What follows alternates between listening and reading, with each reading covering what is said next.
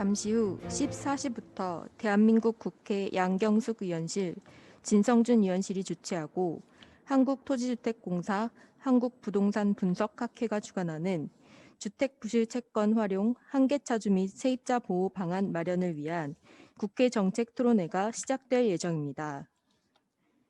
국회 정책토론회는 사회적 거리두기 및 방역수칙을 지키기 위하여 온라인 토론회로 진행됩니다.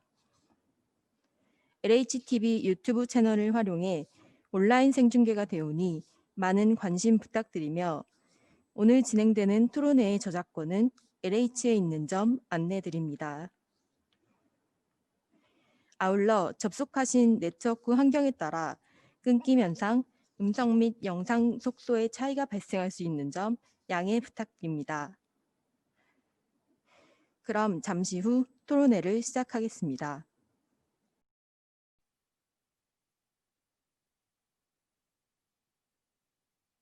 안녕하십니까. 오늘 국회 정책토론회의 사회를 맡은 양경숙 의원실 김혜리 비서입니다. 이번 토론회는 코로나19로 인한 사회적 거리두기 연장 조치 및 재확산 방지를 위해 불가피하게 LHTV 유튜브 채널을 활용한 온라인 토론회로 개최하게 되었습니다. 오늘 토론회는 주택 부실채권을 활용한 한계차주 및 세입자 보호 방안에 대해 기존 제도의 의의와 쟁점, 해외 정책 사례를 살펴봄으로써 보다 강화된 주거안정 대책을 선제적으로 마련하기 위한 논의의 장입니다. 자료집과 기타 자세한 내용은 블로그에 올라가 있는 자료집 파일을 참고해 주시기 바랍니다. 본인의 발언 순서가 아닐 시 비디오는 그대로 켜주시고 오디오는 음소거 상태로 설정해 주시기 바랍니다. 또한 본인 발언 순서에는 반드시 음소거 해제를 해주시고 호스트가 음성 해제 요청을 진행할 시 수락해 주시기 바랍니다. 그럼 지금부터 주택부실채권 활용 한계차주 및 세입자 보호 방안 마련을 위한 국회 정책토론회를 시작하겠습니다. 먼저 본격적인 토론에 앞서 오늘 행사를 주최해 주신 기획재정위원회 양경숙 의원님의 인사 말씀이 있겠습니다. 안녕하십니까. 반갑습니다. 국회 기획재정위원회 더불어민주당 양경숙 의원입니다. 코로나19로 인해 힘겨웠던 한 해를 보내고 새로운 해를 맞이했습니다.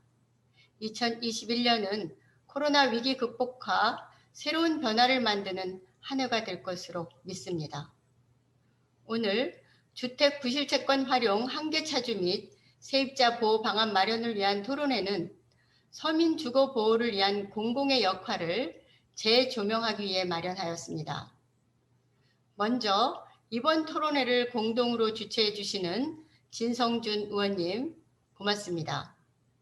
또 축사를 보내주신 윤후덕 기획재정위원회 위원장님 그리고 진선미 국토교통위원회 위원장님께 진심으로 감사드립니다.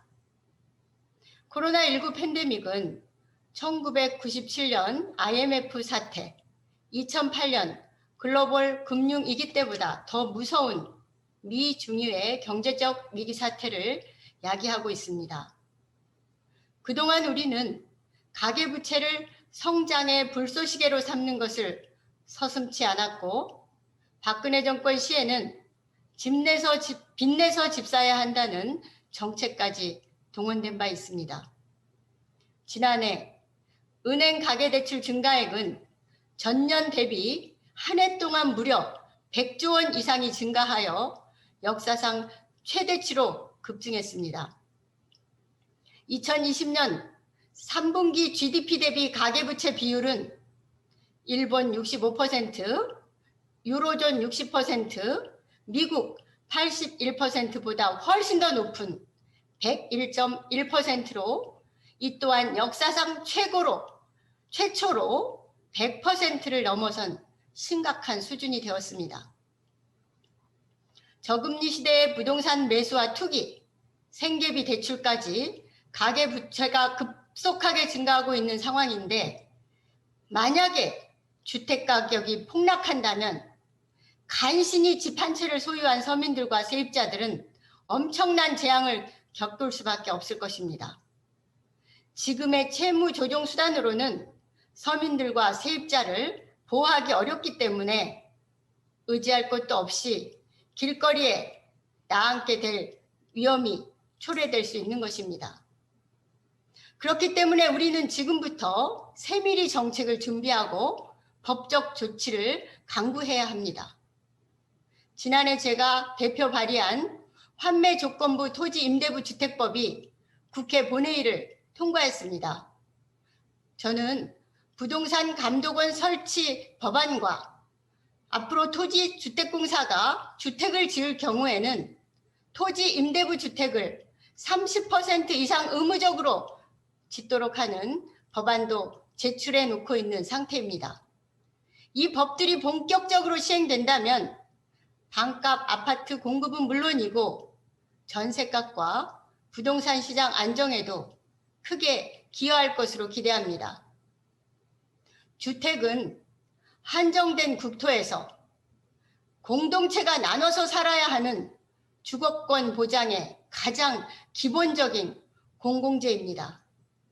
그렇기 때문에 남들이 들어가 살아야 할 주택에 투기를 하는 것 그 자체가 범죄라고 할 수도 있는 겁니다.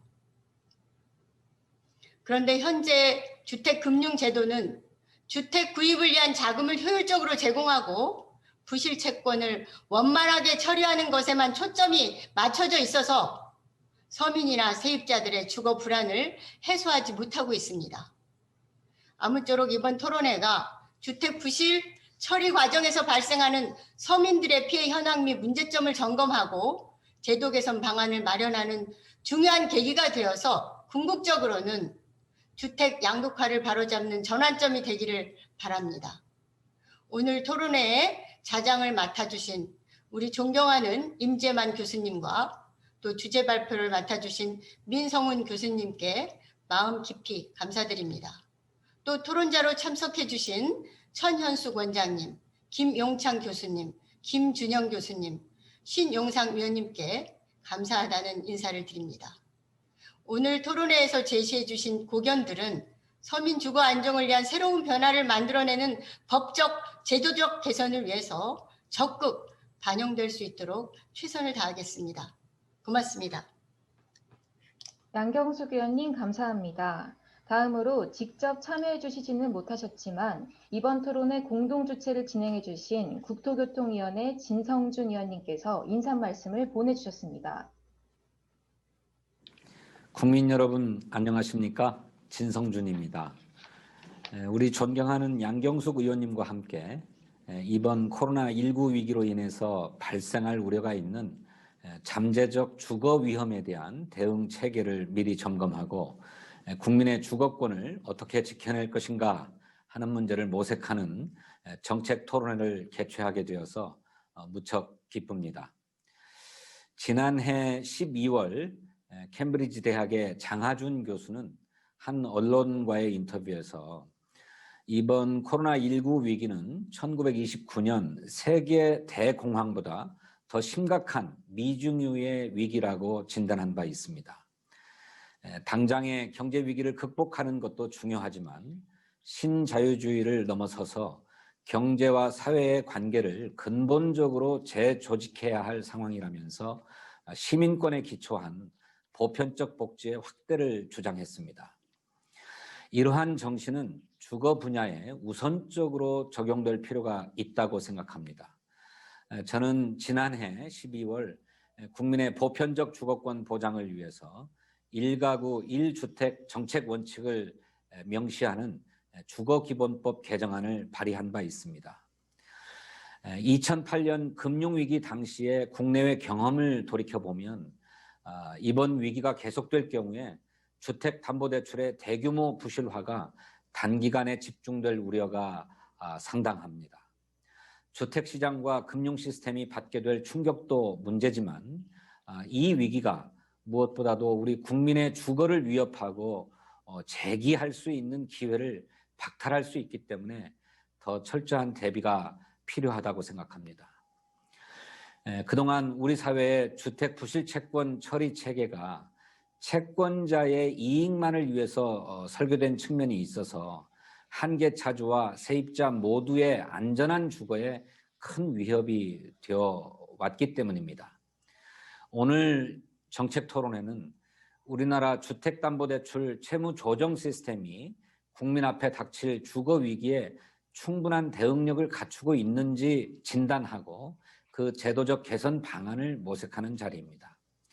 저는 보편적 주거권 보장이라는 측면에서 다음과 같은 정책 방향과 원칙을 우리가 견지할 필요가 있다고 생각합니다. 첫 번째로 근저당권이라는 담보권과 경매에 기반한 채권 회수로 인해서 생겨나는 한계 차주와 세입자들의 내몰림은 반드시 개선되어야 합니다.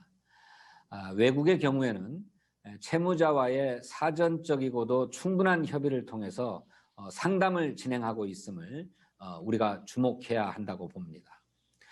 둘째로 채무 조정의 가장 중요한 기준은 한계 차주와 세입자의 계속 거주가 보장되도록 하는 것입니다. 이를 실현하기 위해서는 공공이나 비영리 조직이 주택 부실 채권이나 소유권을 확보하거나 인수할 필요가 있다고 생각합니다. 오늘 발제를 맡아주신 민성훈 교수님과 좌장을 맡아서 토론을 이끌어 주실 임재만 교수님을 비롯해서 함께 토론에 나서 주신 천현숙 원장님, 김용창 교수님, 김준형 교수님, 또 신용상 위원님은 우리 사회의 주거 약자를 위해서 누구보다도 많은 정책적인 고민을 해오신 이 분야의 권위자들이십니다. 명쾌하고 또 창의적인 생산적인 토론이 이루어지기를 고대합니다. 코로나19 때문에 우리 국민 여러분을 직접 모시지 못하지만은 유튜브 방송을 통해서 이 토론회를 개최할 수 있어서 그나마 다행이라고 생각합니다. 관심 있게 지켜봐 주시고 많은 성원을 부탁드립니다. 또 기획재정위원회에 우리 윤후덕 위원장님, 그리고 국토교통위원회에 진선미 위원장님과 토론회를 함께 준비해 주신 한국토지주택공사의 장충모 사장 권한대행님과 임직원 여러분들께도 감사의 말씀을 드립니다. 고맙습니다. 진성준 의원님 감사합니다. 다음으로 이번 토론회를 주관하신 한국토지주택공사 사장 직무대행이신 장충모 부사장님의 인사 말씀이 있겠습니다. 예, 안녕하십니까. LH 부사장 장충모입니다. 먼저 오늘 국회 정책 토론회 개최를 위해서 뜻을 모아주시고 애써주신 양경숙 의원님과 진성준 의원님께 감사 인사드리겠습니다. 그리고 아울러서 국민들을 위해서 항상 함께 고민하며 수고해 주시고 오늘 축사를 보내주신 윤우덕 기획재정위원장님과 진선미 국토교통위원장님께도 감사 말씀을 드립니다. 위원장님께서도 말씀해 주셨다시피 우리나라는 현재 코로나19로 K-방역을 통해서 세계에 큰 모범이 되고 있습니다. 그렇지만은 한국의 주택시장과 주거 상황은 여전히 코로나와 경제 위기로 어려움을 겪고 있습니다. 경기 침체로 국민들의 소득이 감소하면서 내 집 마련을 위해 받은 주택담보대출의 상환력이 약화됨에 따라서 한계 차주와 세입자들이 경매 등 주택금융부실 처리 과정으로 내몰림을 당하는 등 새로운 주거복지 사각지대가 조성되고 있습니다. LH는 주거복지를 담당하는 핵심 기관으로서 그동안 주택담보대출 상환 부담으로 어려움에 처한 한계차주와 세입자들의 주거불안을 해소하고 실질적인 도움을 주기 위해서 여러 가지 사업을 진행해 왔습니다. 한계차주의 주택을 매입한 뒤 저렴한 임대료로 살게 하는 세일앤리스백 리츠 사업을 통해서 2013년부터 총 1096호를 매입하여 왔으며 그리고 임차인의 임대보증금과 거주권을 보장하기 위해서 민간 부도주택 매입 임대 사업을 추진하여 18,695호를 매입하는 등 다양한 지원을 해왔습니다. 하지만 보다 효과적인 지원을 위해서 선진 사례 벤치마킹과 선제적인 지원 방안의 개발과 도입이 필요한 상황입니다.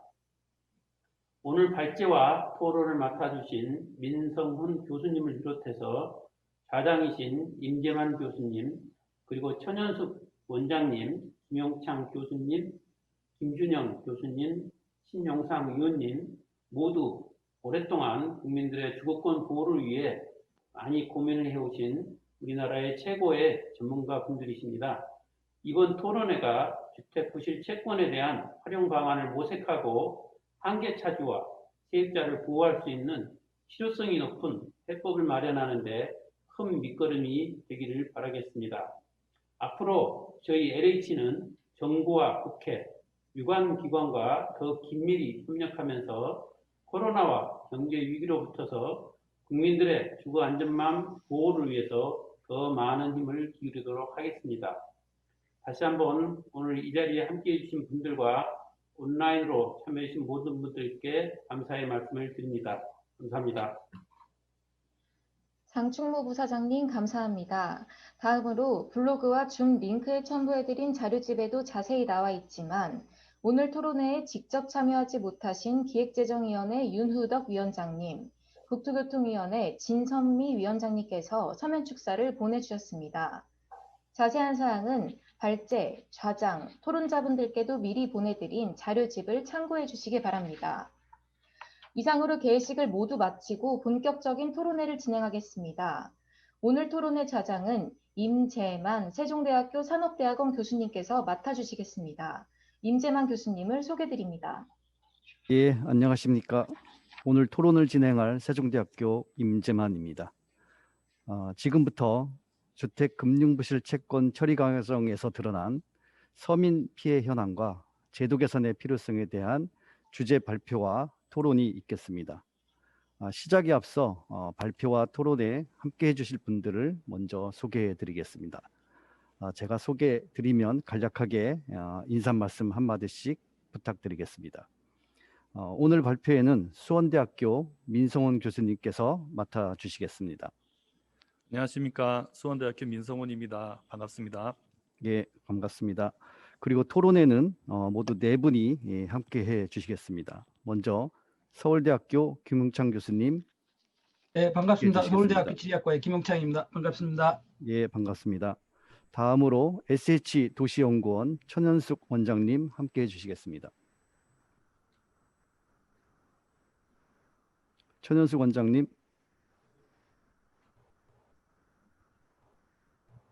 네, 안녕하세요. 반갑습니다. 예, 반갑습니다. 명지대학교 김진영 교수님 소개해 드리겠습니다. 네, 좋은 자리 불러주셔서 감사드립니다. 반갑습니다. 예, 반갑습니다. 마지막으로 금융연구원 신용상 위원님 소개해 드리겠습니다. 예, 감사합니다. 불러주셔서. 금융연구원의 신용상 박사입니다. 예, 감사합니다. 자, 그럼 본격적으로 민성훈 교수님의 발표를 듣겠습니다. 발표 시간은 약 30분 정도 할애했으니까 발표 시간에 유의해서 발표해 주시겠습니다. 예, 발표 듣겠습니다. 예, 다시 인사드리겠습니다. 저 수원대학교 민성훈입니다. 비록 온라인이지만 그동안 연구한 내용을 가지고 여러분들을 이렇게 만나 뵙게 돼서 참 반갑습니다. 제가 오늘 발표할 주된 내용에 대해서는 세미나 제목이나 아니면은 개회사나 축사의 내용에 충분히 다 포함되어 있다고 생각합니다. 발표의 구체적인 줄거리를 소개해 드리도록 하겠습니다. 제가 오늘 할 얘기는 크게 네 가지인데요. 네, 각 한 줄씩 이제 한 꼭지씩 됩니다.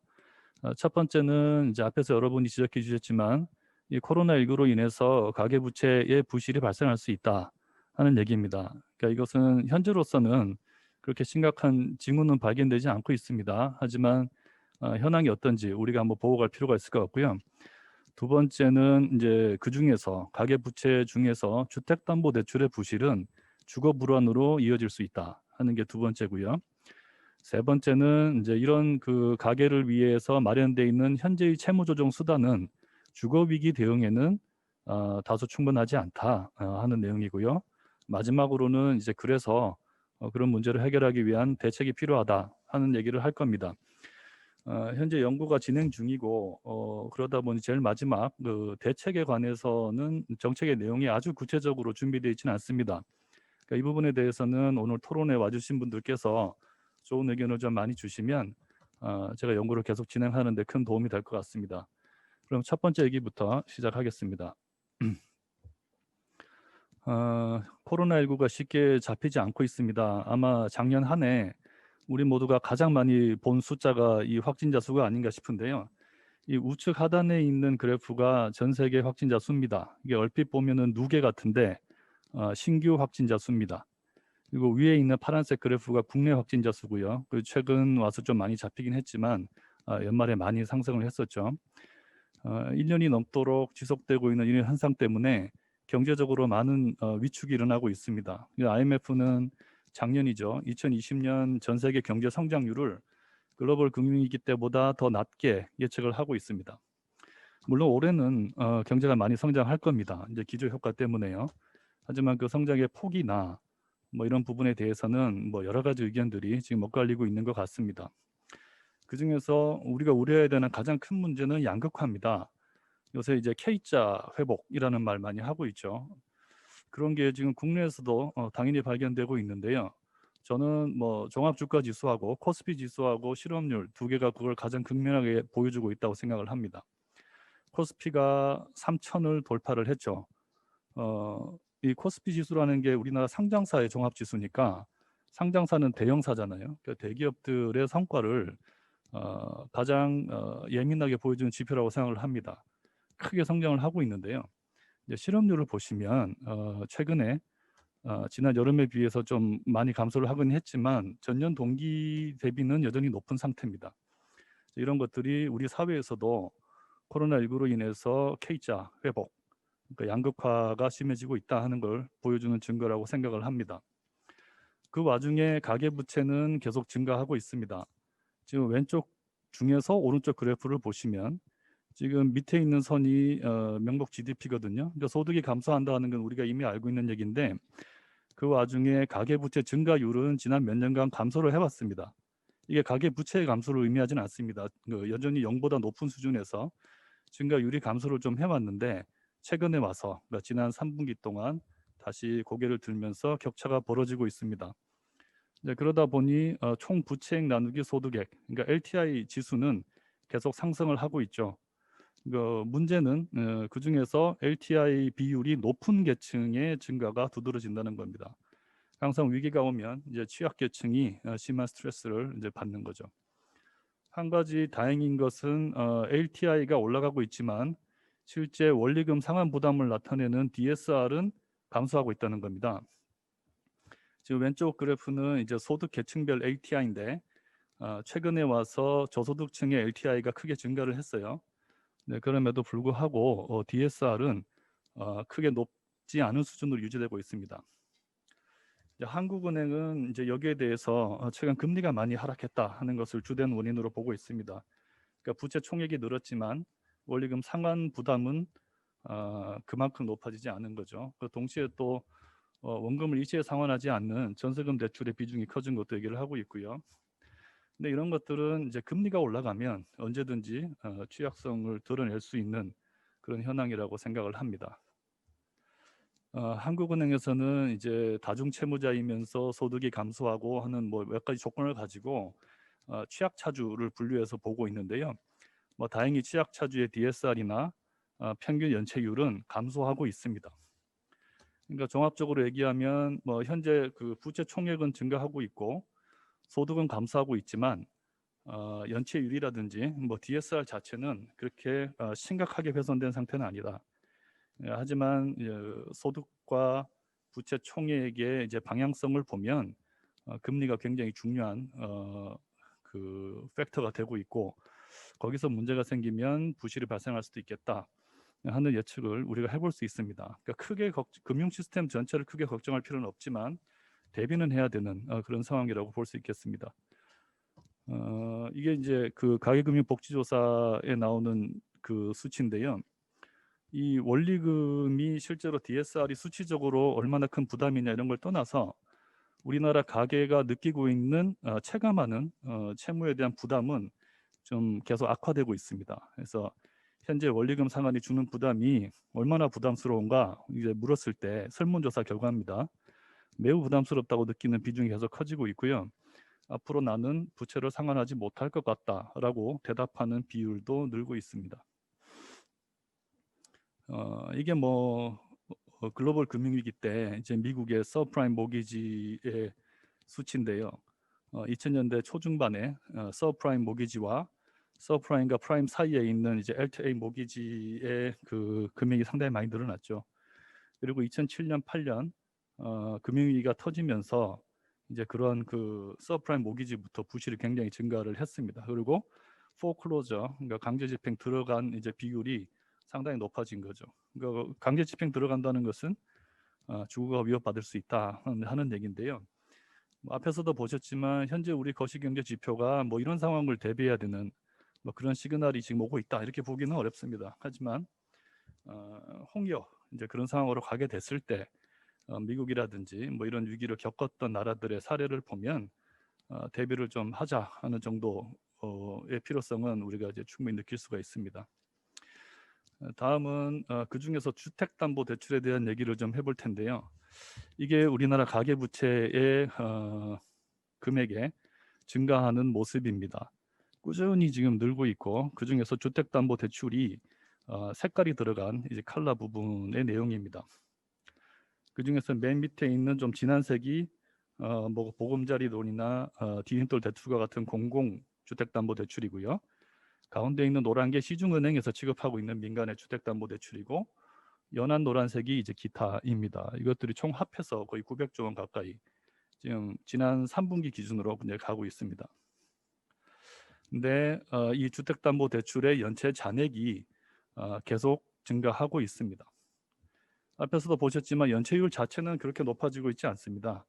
하지만 전체적으로 대출 규모가 늘어나다 보니까 연체 잔액은 계속 증가를 하고 있어요. 그러니까 연체율과 연체 잔액 중에서 우리가 어떤 것을 포커스해야 되느냐 하는 것은 이제 입장에 따라 다릅니다. 이제 전체적인 금융 시스템의 안정성을 걱정하는 사람은 연체율이 중요하죠. 이제 금융기관이 가지고 있는 자산 대비 부실 자산의 비율이니까요. 하지만 이제 국민의 주거 복지를 따진다면 연체율보다는 금액이 더 중요할 수 있습니다. 저 금액이 바로 주거 불안에 내몰리고 있는 가구 수하고 비례하기 때문이죠. 우리가 그 일반적인 그 부실 채권의 처리 과정을 보면 특히 주택담보대출의 경우 결국은 끝까지 채무 조정이나 회생이 되지 않으면 강제 집행으로 이제 귀결되는 것을 알 수 있습니다. 이건 여러분 모두 다 아시는 내용일 텐데요. 우리나라 금융기관은 채권 관리를 자산 건전성 분류에 따라서 합니다. 그래서 연체가 발생하면 먼저 채무자와 협의를 하고 그래도 3개월 이상 그러니까 연체가 됐을 때 총 5단계의 자산 건전성 분류 중에서 고정 이하로 분류를 하고요. 이제 그렇게 되면은 채권 추심 행위로 들어갑니다. 그러니까 우리나라의 대표적인 주택담보대출은 크게 세 가지로 볼 수 있는데요. 먼저 주택도시보증공사, 그러니까 허그라고 부르겠습니다. 여기서 취급하는 주택도시기금 대출이 있고요. 상품명은 이제 디딤돌 대출입니다. 대표적인 것이. 그다음에 주택금융공사 HF라고 부르겠습니다. 이제 HF에서 취급하는 이제 보증을 해주는 그런 대출이 있죠. 보금자리 론이 대표적이고요. 나머지는 시중은행들이 또는 다른 금융기관들이 주택을 담보로 잡고 이제 해주는 대출인데요. 허그 같은 경우는 이제 연체나 부실이 발생하면 끝까지 채권을 보유하면서 이제 추심행위를 합니다. 그것이 이제 그 취급 위탁한 은행에서 실무를 물론 하겠지만요. 근데 이제 HF 같은 경우는 보증 채무를 이행을 하고 대의 변제하고 채권 인수를 하면 일정 기간 추심을 하다가 이것이 이제 연체 기간이 길어지면 캠코로 매각하는 방법을 씁니다. 그러면 이제 캠코가 채권 추심을 하게 되고요. 시중은행 같은 경우는 이제 과거에는 스스로 추심 많이 했는데 최근에 와서는 NPL을 풀링해서 분기마다 민간 시장에다가 파는 그러니까 NPL 매각을 많이 하고 있습니다. 이 시장이 1년에 한 4조 정도 되는 시장인데요. 그런 경우에는 이제 부실채권에 투자하는 전문적인 투자자들이 인수를 하기 때문에 대부분은 굉장히 적극적으로 채권 추심을 하게 됩니다. 어느 쪽이든 채권 추심을 하게 되면 이제 재산 조사하고 변제 요구하고 이게 협의해서 실패하면 강제 집행으로 가는 거죠. 이제 그렇게 되면 주거 불안으로 이어질 수 있다. 강제 집행 이후에 나오는 그 배당금, 채무 청산하고 받게 되는 채무자나 또는 그 집에 세입자가 있었다면 세입자가 받게 되는 배당금이 정상적인 주거 생활을 할 수 있을 만한, 그러니까 최소한의 전세 보증금 수준이 되는 금액에도 미달하면 이제 주거 불안으로 가게 된다. 이렇게 이해를 할 수 있겠습니다. 물론 허그나 HF나 이런 공공기관 같은 경우는 이제 스스로 채무 조정하는 방법이라든지 이런 제도들을 준비를 해놓고는 있습니다. 이렇게 이제 뭐 고정 이하가 되면은 바로 채권 주심 들어가고 강제 집행 들어가는 그 절차로 가지는 않고 있는데요. 전체적인 줄거리는 이렇다 하는 정도로 이해해 주시면 되겠습니다. 근데 이제 경매로 갔을 때 그러면 얼마나 많은 채무자나 그 집에 거주하는 소유자이자 채무자 또는 그 집이 임대가 돼 있었다면 세입자가 주거 불안으로 내몰리는가 하는 거에 대해서는 객관적인 통계를 보기는 굉장히 힘듭니다. 하지만 최근에 나온 이제 기사를 하나 보면 거기에 구체적인 데이터들이 좀 나와 있는데 지난 한 5, 6년간 경매에 들어가서 세입자가 자신의 임차 보증금을 받지 못한 미수된 건수가 한 14,000건 가까이 된다고 하는 수치가 있습니다. 연간 한 600억 정도 되는데요. 뭐 평균 3억으로 잡으면 그것만 해도 벌써 한 200가구 되는 거죠. 이게 지금같이 주택 가격이 계속 상승하고 있는 이런 시장에서 이 정도 비중이 되니까 앞에서 우리가 염려했던 혹여나 가계부채 부실이라는 어떤 위기 상황이 도래했을 때 이 수치가 얼마나 급속히 올라갈 수 있는가 하는 걸 상상해 볼 수가 있습니다. 다음은 이제 이거는 경매 외에도 사실 평상시에도 경매 외에 다른 여러 가지 이유로 인해서 세입자가 보증금을 돌려받지 못해서 전세 보증금 이제 보증이죠. 그 보증을 활용하는 그런 케이스를 보여주고 있는데요. 제가 그냥 평소에 생각했던 것보다는 굉장히 건수가 많다 하는 걸 느낄 수가 있었습니다. 다음은 현재의 채무 조정 수단에 대해서 이야기하겠는데요. 여기서부터는 얘기를 조금 이제 꼼꼼하게 할 필요가 있습니다. 이게 우리나라의 채무 조정 또는 뭐 채무자가 디폴트가 됐을 때 겪게 되는 전체적인 프로세스를 나타낸 표입니다. 먼저 어떤 채무자가 채무 불이행의 이제 상황에 직면을 했습니다. 근데 그럴 때는 그 채무자가 한 개의 금융회사만 부채가 있을 경우는 그 금융회사와 직접 채무 조정을 하는 절차를 거치는 게 보통입니다. 물론 시중은행 같은 경우는 저 채무 조정에 그렇게 적극적이진 않죠.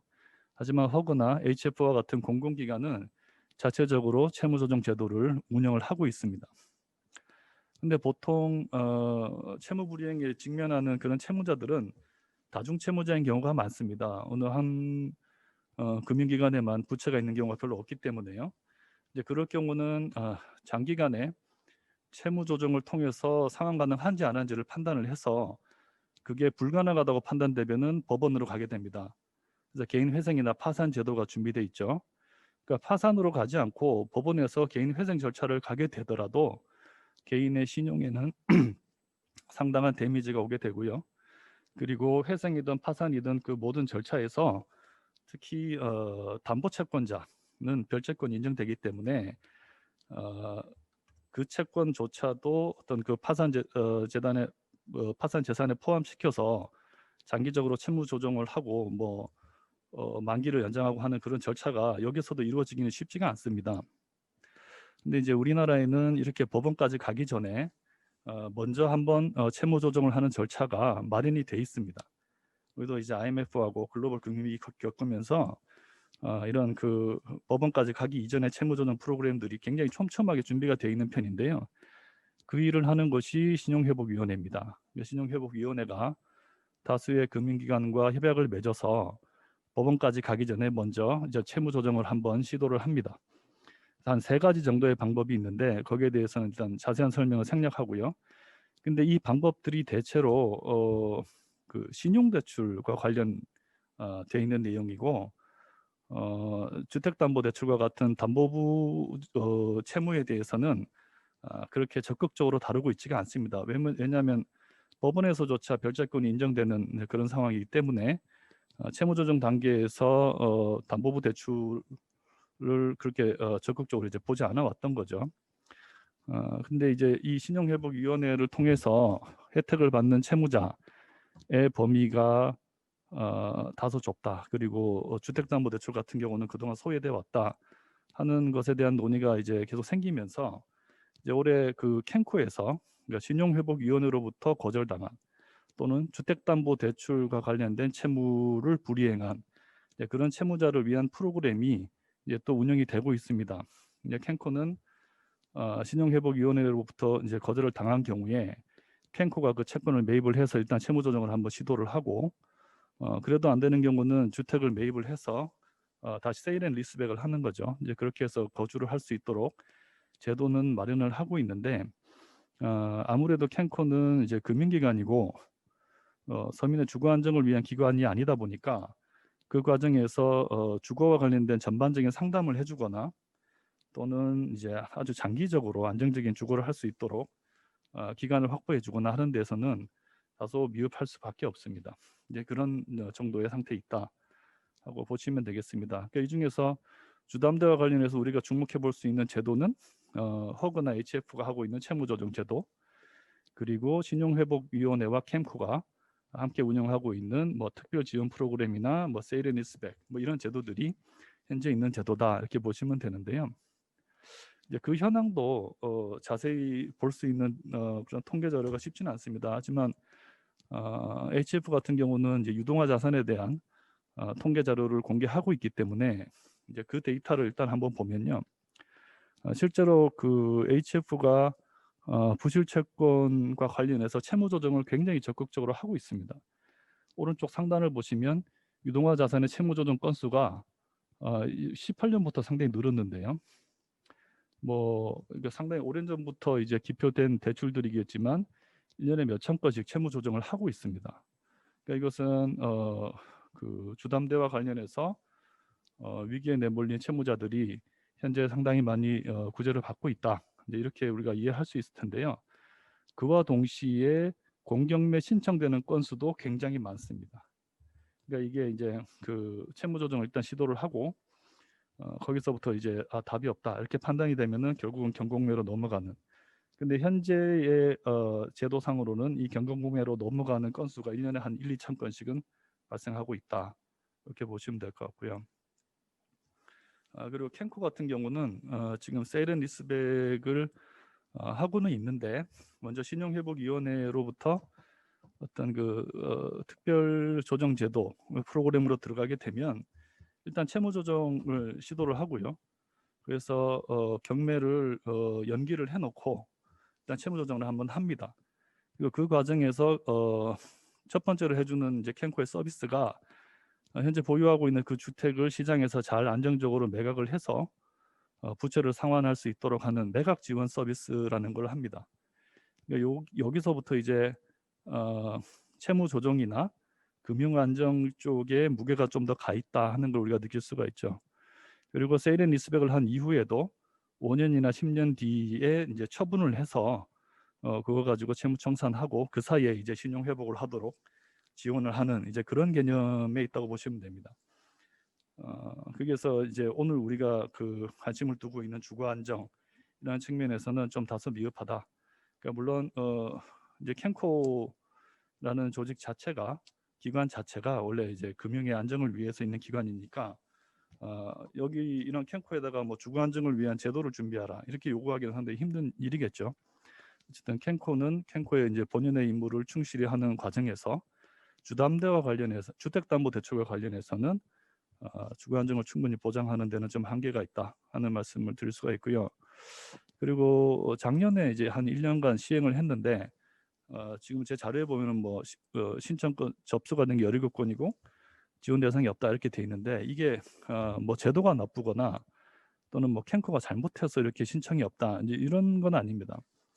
지금까지는 뭐 주담대가 주택담보대출이 경매까지 내몰리는 케이스가 이렇게 많이 없고 주택 가격이 오르고 있기 때문에 세일 앤 리스백을 채무자 스스로가 별로 선택을 하고 있지 않습니다. 이제 그 결과인 데이터다 이렇게 이제 보시면 되는데요. 뭐 지금은 상황이 그래서 건수가 없더라도 나중에 이제 그 이런 그 주거 불안에 내몰리는 가구수가 굉장히 많아졌을 때 그때 이제 채무 조정을 위한 수단으로는 이게 잘 활용될 수 있겠지만 주거 안정 차원에서는 미흡함이 있을 수 있다라고 드린 말씀은 이제 앞에서 이미 드린 말씀을 기억하시면 되겠습니다. 그 외에 이건 이제 채무조정 제도는 아니지만 우리나라 보건복지부나 NH에서 긴급 주거지원 제도들을 운영을 하고 있습니다. 뭐 그 내용을 보시면은 이건 아마 이제 오늘 토론이나 뭐 시청하시는 분들은 다 좀 잘 익숙하신 내용일 것 같은데요.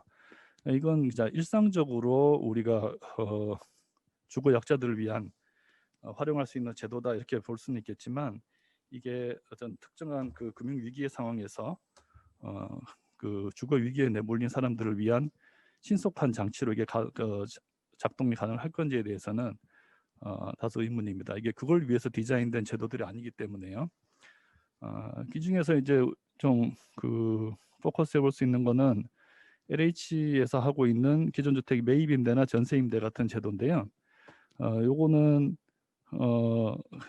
주거 약자를 위해서 만들어진 제도임은 분명한데 그때그때 주택을 매입하거나 전세를 해야 되는 그래서 다시 제공을 해야 되는 이제 이런 문제가 있기 때문에 많은 양이 비축돼 있지 않으면 위기 상황에서 가동하기가 좀 어려운 역시 그런 약점을 좀 가지고 있습니다. 이제 이런 내용들을 이제 종합해서 보면 현행 채무 조정 수단이라는 것이 위기의 상황에 도래했을 때 잘 작동할 수 있을 거냐라는 점에서는 좀 한계가 있다. 그러니까 저는 그렇게 이제 평가를 하는데요. 우선 현재 그 일상적인 상황에서 보더라도 채무 조정 제도에서 거절되거나 뭐 하는 경우가 이제 상당히 많습니다. 그래서 왜냐하면 이것은 채권 자체를 안정적으로 회수할 수 있느냐 하는 것이 중요한 기준으로 들어가 있기 때문에요. 그리고 그 전체적인 프로세스를 진행하는 과정에서 채무자에 대한 뭐 주거 안정에 대한 그 배려도 그렇게 크지 않지만 특히 그 주택이 임대가 돼서 만약에 세입자가 있다면 그 세입자를 고려하는 내용 자체는 아예 포함되어 있지가 않습니다. 이게 이제 주거 안정을 위한 제도 자체가 아니기 때문에요. 뭐 그런 한계점들을 좀 지적을 하면서 다음으로 넘어가도록 하겠습니다. 이제 마지막 이야기인데요. 그래서 뭐 주거 안정을 위한 대책이 좀 필요하다 하는 제안을 이제 드리고자 합니다. 이제 그러면서 해외 사례들을 좀 살펴봤는데 미국의 사례를 좀 간단하게 하나 얘기를 하면서 이런 방향으로 우리도 제도를 좀 도입했으면 좋겠다 하는 방향성을 제시하도록 하겠습니다. 이제 미국 같은 경우도 우리가 흔히 경매, 강제 집행이라고 부르는 그런 그 채권 회수의 프로세스들이 가동되고 있는데요. 제일 흔한 게 이제 foreclosure, 그러니까 강제 집행이죠. 집을 명도하고 비우고 그 다음에 경매를 통해서 채권 회수하는 이제 그 절차가 가장 흔하고 이제 그 이전에 쇼세일이라고 주택을 이제 경매까지 가기 전에 채권자와 채무자가 합의해서 그냥 시장에다 매각하는 그리고 이제 그 시장에다 매각하지 않고 채권자가 그냥 사주는 뭐 이런 여러 가지 제도들을 운영하고 있는데요. 이런 것들이 이제 전반적으로 주거 불안 문제를 해결하지 못한다. 뭐 이름 자체가 벌써 이제 채권 회수를 위한 제도들이니까요. 그리고 미국 같은 경우는 이제 옥션에 들어가기 전에 집을 이제 명도하는 에빅션 하는 게 기본이기 때문에 장기간 이제 빈집이 발생하고 그 과정에서 그 집에서 뭐 범죄나 화재 같은 게 발생할 수도 있고 그리고 특히 이제 금융 위기의 상황에서는 뭐 어떤 지역은 특히 이제 소득이 취약한 지역은 뭐 빈집이 너무 많이 발생을 해서 지역 사회 자체가 전반적으로 굉장히 부정적인 지역이 돼버리는 이런 문제들을 많이 지적을 하고 있습니다. 그래서 이걸 이제 개선해야 된다 하는 얘기들을 우리가 많이 볼 수 있는데요.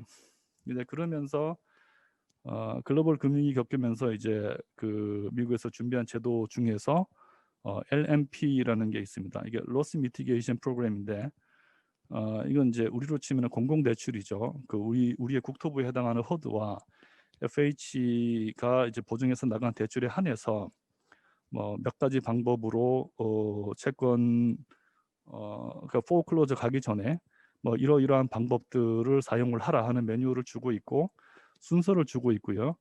그리고 이런 것들을 선택할 수 있다 하고 채무자에게 충분히 상담할 수 있도록 하는 뭐 그런 제도를 도입을 했습니다. 근데 그럼에도 불구하고 그 내용을 좀 구체적으로 보면 주거 안정보다는 이제 채무 조정 쪽에 훨씬 더 포커스가 가 있다는 비판이 계속 있어 왔고요. 그래서 뭐 최근에 나온 그 글로벌 금융 위기 이후에 나온 여러 가지 논의들을 보면 그 중에서 이제 DASP라는 제도를 이제 찾아볼 수 있는데요. 이게 Distressed Asset Stabilization Program입니다. 이 제도의 핵심은 앞에서 봤던 손실 완화 프로그램과 크게 다르지 않지만 이 채무 불이행에 직면한 채권을 그 채권을 직접 그러니까 풀링을 해서 주거 안정을 위해서 활동하는 뭐 비영리 단체라든지 이런 곳에다가 우선적으로 매각할 수 있는 그런 기회를 만드는 프로그램입니다. 그래서 이런 거를 미국에서는 이제 운영을 하기 시작했다. 물론 전국적으로 활성화되어 있지는 않고요. 그래서 그 효과에 대해서도 여전히 미국에서도 여러 가지 논란 속에서 논의를 하고 있는 그런 단계라고 볼 수 있습니다.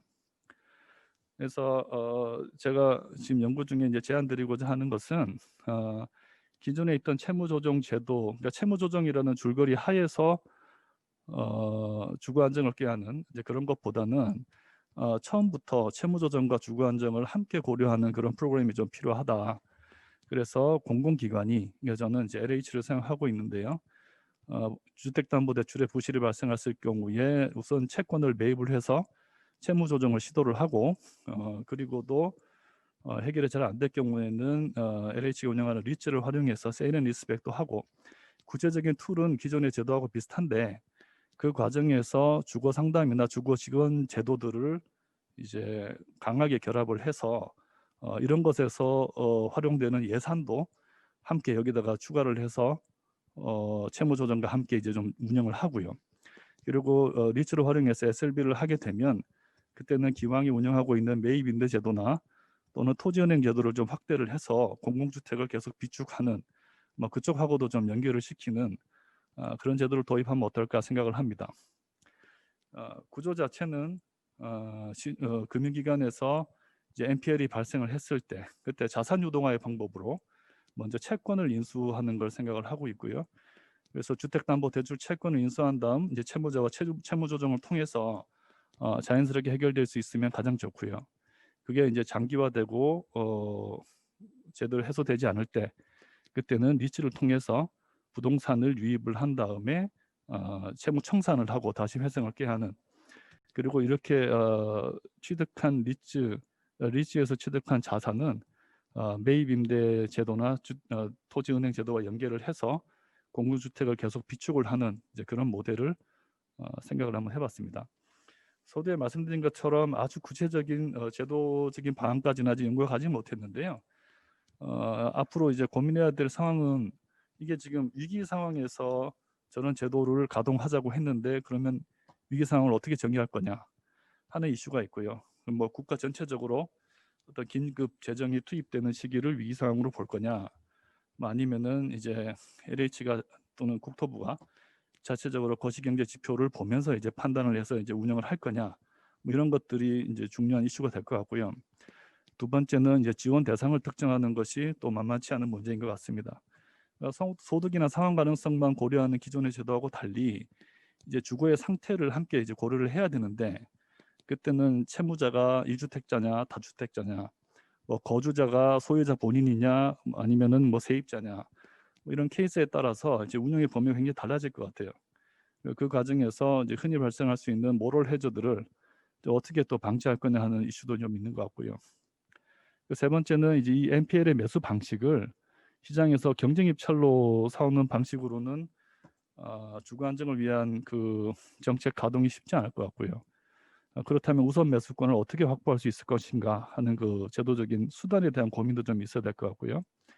마지막으로는 이 프로그램을 운영하는 전체적인 과정에서 ABS와 리츠의 이제 조건을 어떻게 할 것이며 그 투자자는 누가 될 것인가. 제가 앞에서 자산 유동화와 리츠의 투자자로 민간 자금이라고 적어놓긴 했지만 좀 연한색으로 적어놨습니다. 이렇게 민간 자금이 위기 상황에서 얼마나 동원될 수 있을까에 대해서는 사실은 좀 확신이 없고요. 그러려면 이제 기금의 역할이 굉장히 커지지 않겠는가. 그리고 기왕에 있는 신용회복위원회나 캔코의 제도와는 어떻게 이제 관계 설정할 거냐 하는 것을 여전히 고민을 하고 있습니다. 그러니까 숙제만 지금 잔뜩 남아 있는 상황인데요. 제 발표는 이걸로 마치고 이 내용에 대해서 토론자분들께서 좀 많은 의견 주시면 감사하겠습니다.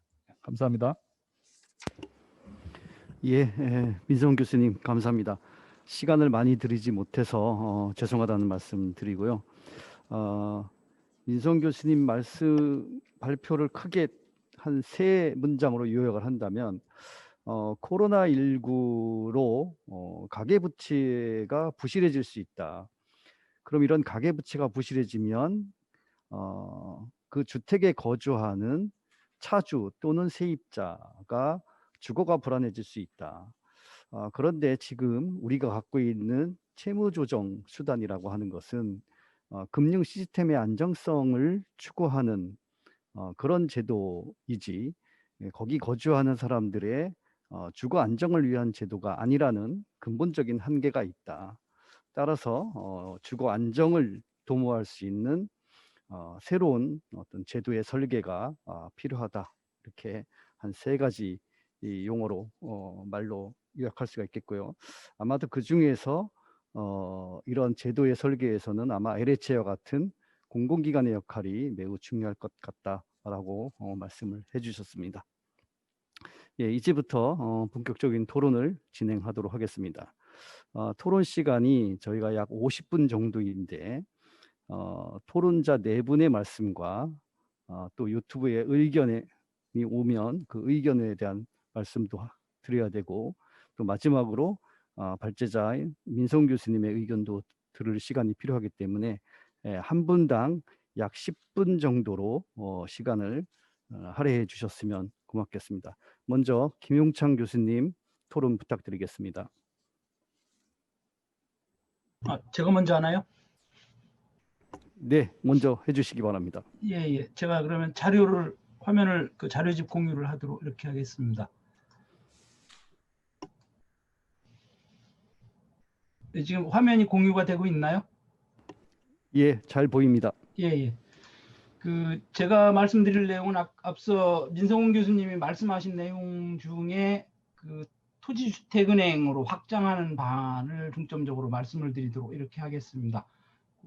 자료집에 있는 것처럼 최근의 상황은 금융위기를 비롯해서 위기 자체가 상당히 다양한 방식으로 전개가 되고 있다 하는 것을 우리가 말씀을 드릴 수가 있는데 밑에 보면 공교롭게도 2011년에 OECD가 앞으로 닥칠 위기를 정리한 표입니다. 여기 보면 전염병 부분이 가져올 쇼크를 미리 얘기를 했었는데 이 부분이 이제 우리가 지금 현재 있는 거고 그 다음에 일상적으로 오는 거는 금융위기가 일상적으로 항상 있을 거고 최근에 우리 2008년에 경험한 거였고 그 다음에 최근에 미국의 의사당 난입과 같은 사회적 불안에 의해서 또 위기가 연쇄를 일으킨다. 그러니까 특히 금융 파생 상품이 고도로 발달된 체계에서 이러한 우발적인 요소에 의해서 일국의 사회경제 체제가 전염되는 효과가 훨씬 더 빨라지고 있다. 그래서 이게 상존하는 시스템이기 때문에 오늘 민 교수님이 발표한 내용이 굉장히 중요한 그런 의미를 갖게 된다 하는 겁니다. 그래서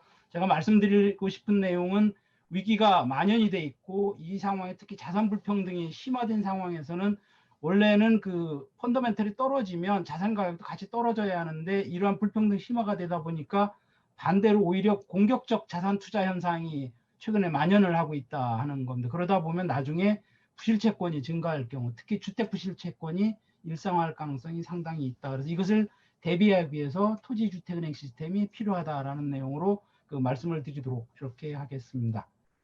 오늘날 이러한 공격적 자산 투자를 아주 경제 펀더멘털이 안 좋은데도 하는 가장 큰 이유는 무엇보다도 불로소득 자본주의 체제가 아예 구조화되어 있다라는 요즘에 영끌에서 그런 게 드러나는 그런 부분인데 지난 40년 동안 신자유주의 경제 체제가 특히 불로소득 신화적인 경제 체제를 만들었기 때문에 그런 현상을 불러일으켰고 그러한 렌티어의 구조는 토지뿐만 아니라 금융, 천연자원, 주파수, 플랫폼 등등에서 굉장히 많이 일어나고 앞으로도 계속 증가를 한다라는 거고 그래서 이러한 현상은 일찌감치 1800년대에 제이스 밀이라든가 이런 사람들이 자본주의의 만성적인 아주 악성 시스템이다 이런 식으로 얘기를 했고 최근에는 이런 것을 일컬어서 자산 거품을 일으켜서 경제를 유지를 하거나 자산 소유 계층이 이윤율을 떠받치려고 하는 그런 시스템으로 경제 체제가 가고 있다 이렇게도 얘기를 하고 있습니다. 그래서 이런 것을 전체적으로 보면 그 예전에 우리가 많이 했던 얘기인데 생산 자본의 이윤율이 경향적으로 떨어지면서 과잉 유동성이 만성화되는 시스템이 현대 자본주의 체제의 구조적 체제다 이렇게 얘기를 할 수가 있는데요. 이 그림은 굉장히 유명한 그림인데 뭐냐면 그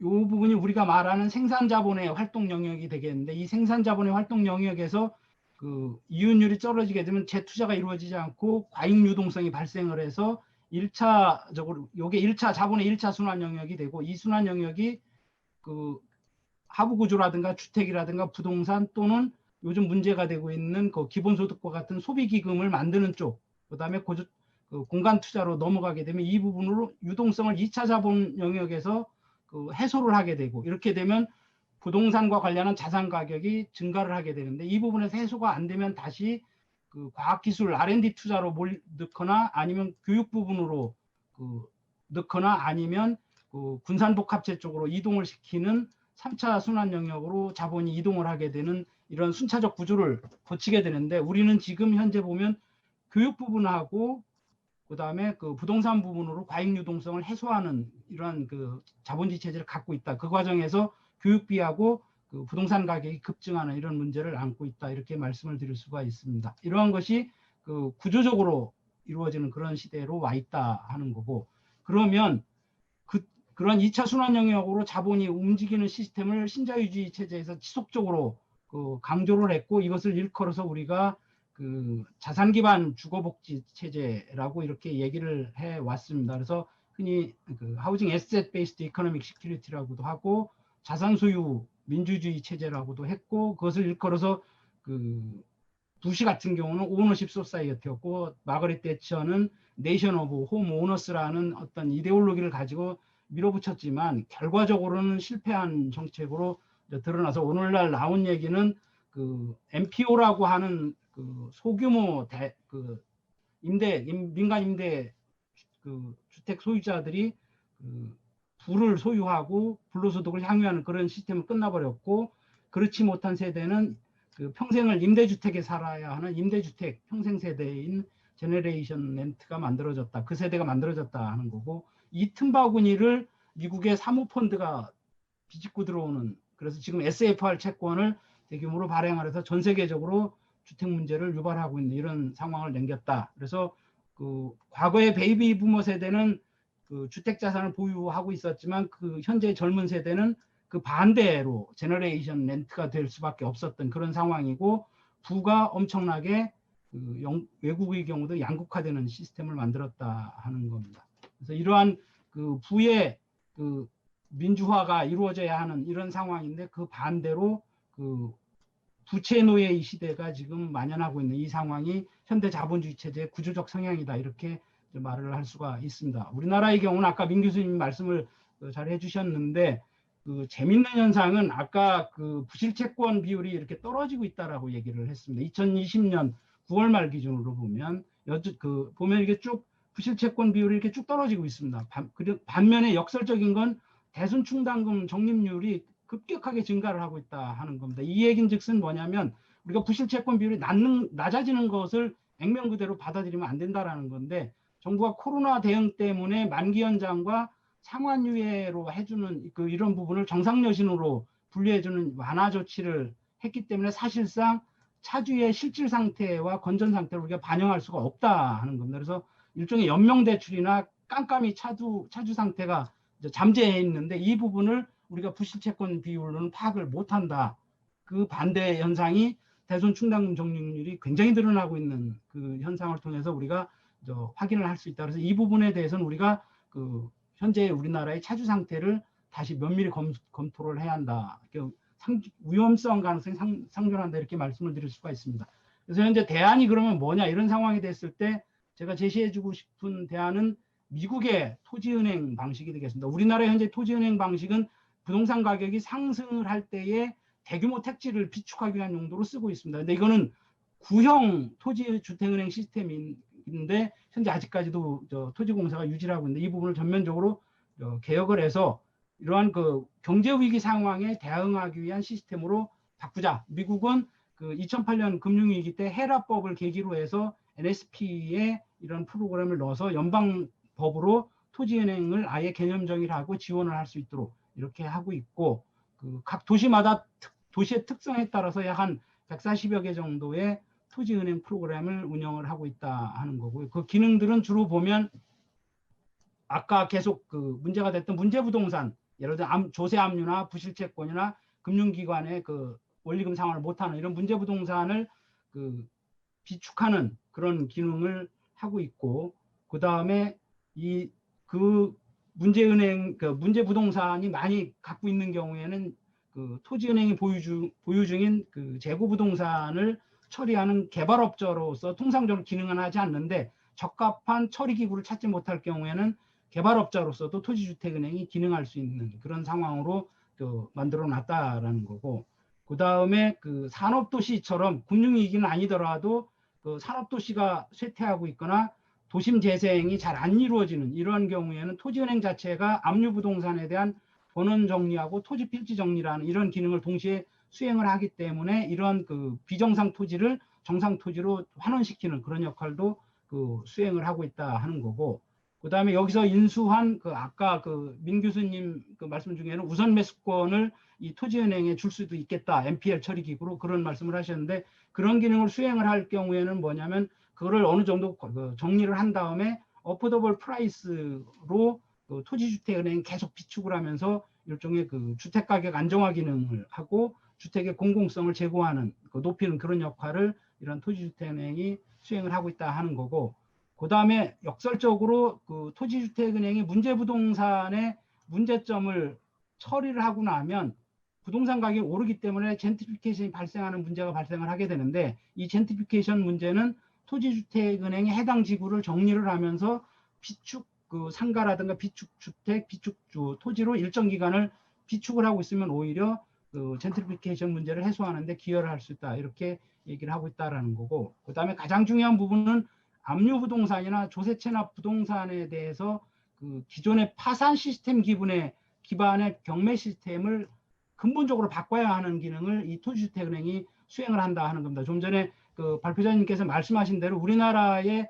채무조정 같은 경우는 기본적으로 채무조정이나 채권 회수에 기반을 두고 있는데, 미국의 토지주택은행의 경우에는 그러한 그 역의 투자가 관점에 부실채권 정리에 포커스를 두는 것이 아니라 그 배후가 되는 담보부동산의 그 처리에 있어서 그 원래 그 부동산의 주인이나 그 지역사회의 관점에서 이 압류부동산을 어떻게 유용하게 처리할 수 있느냐, 여기에 초점을 둔다. 즉 금융기관의 부실채권 회수에 초점을 두는 것이 아니라 거주자와 거주 지역사회의 이해관계에 입각해서 그 문제부동산을 처리하는 그러한 기능을 1차적으로 수행하고 있다는 데서 우리가 그 미국의 토지주택은행의 순기능을 찾을 수 있다는 거고, 그 이외에도 그 커뮤니티 랜드 트러스트라든가 사회적 기업, 협동조합 이러한 비영리 조직과 연계를 해서 그런 문제부동산을 함께 그 처리해주는 그러한 일들을 토지주택은행이 처리를 함으로써 사회적 경제 기반을 강화하는 역할도 토지주택은행이 처리를 해주고 있다. 그 다음에 그 자연재해가 이렇게 발생했을 경우, 요즘 같은 코비드가 되겠는데, 이런 경우에도 이러한 토지주택은행을 활용을 하고 있다라는 것을 말씀드릴 수가 있습니다. 이렇게 본다면 마지막으로 정리를 하자면 우리나라에서도 주택 부실채권 처리와 가계 위기에 대응하기 위해서 미국식의 토지은행 모델을 적극적으로 고려를 할 필요가 있다. 기본적으로는 현재 한국 토지주택공사가 하고 있는 그 부동산 가격 상승 기반형 그 주택은행 시스템이 아니라 위기 대응형 토지주택은행 시스템으로 확장을 해야 한다라는 거고, 그러기 위해서는 현재 그 공공토지 비축에 관한 법률에 의한 토지은행의 그 독립 개정 방식의 토지은행을 버리고 각 지방정부와 그 별도의 독립공사를 통한 토지주택은행을 통해서 그 독립기능을 수행하는 것이 필요하겠다 하는 거고, 이를 통해서 토지은행이 하우스푸어라든가 부실채권, 그 다음에 그 쇠퇴지역, 그 다음에 또는 자연재해를 맞는 어떤 급격한 위기적 이런 부분에서 그 토지주택의 그 본성을 회복하고 금융자본 논리 중심의 부실채권 처리 방식을 좀 벗어날 필요가 있다. 그래서 기본적으로 거주성 회복에 우선을 두는 토지주택은행으로 그 전환을 해야 한다. 이렇게 말씀을 드릴 수 있을 것 같습니다. 예, 이상입니다. 예, 김우창 교수님 감사합니다. 토론이라기보다는 연구 보고서 한 권을 읽은 느낌입니다.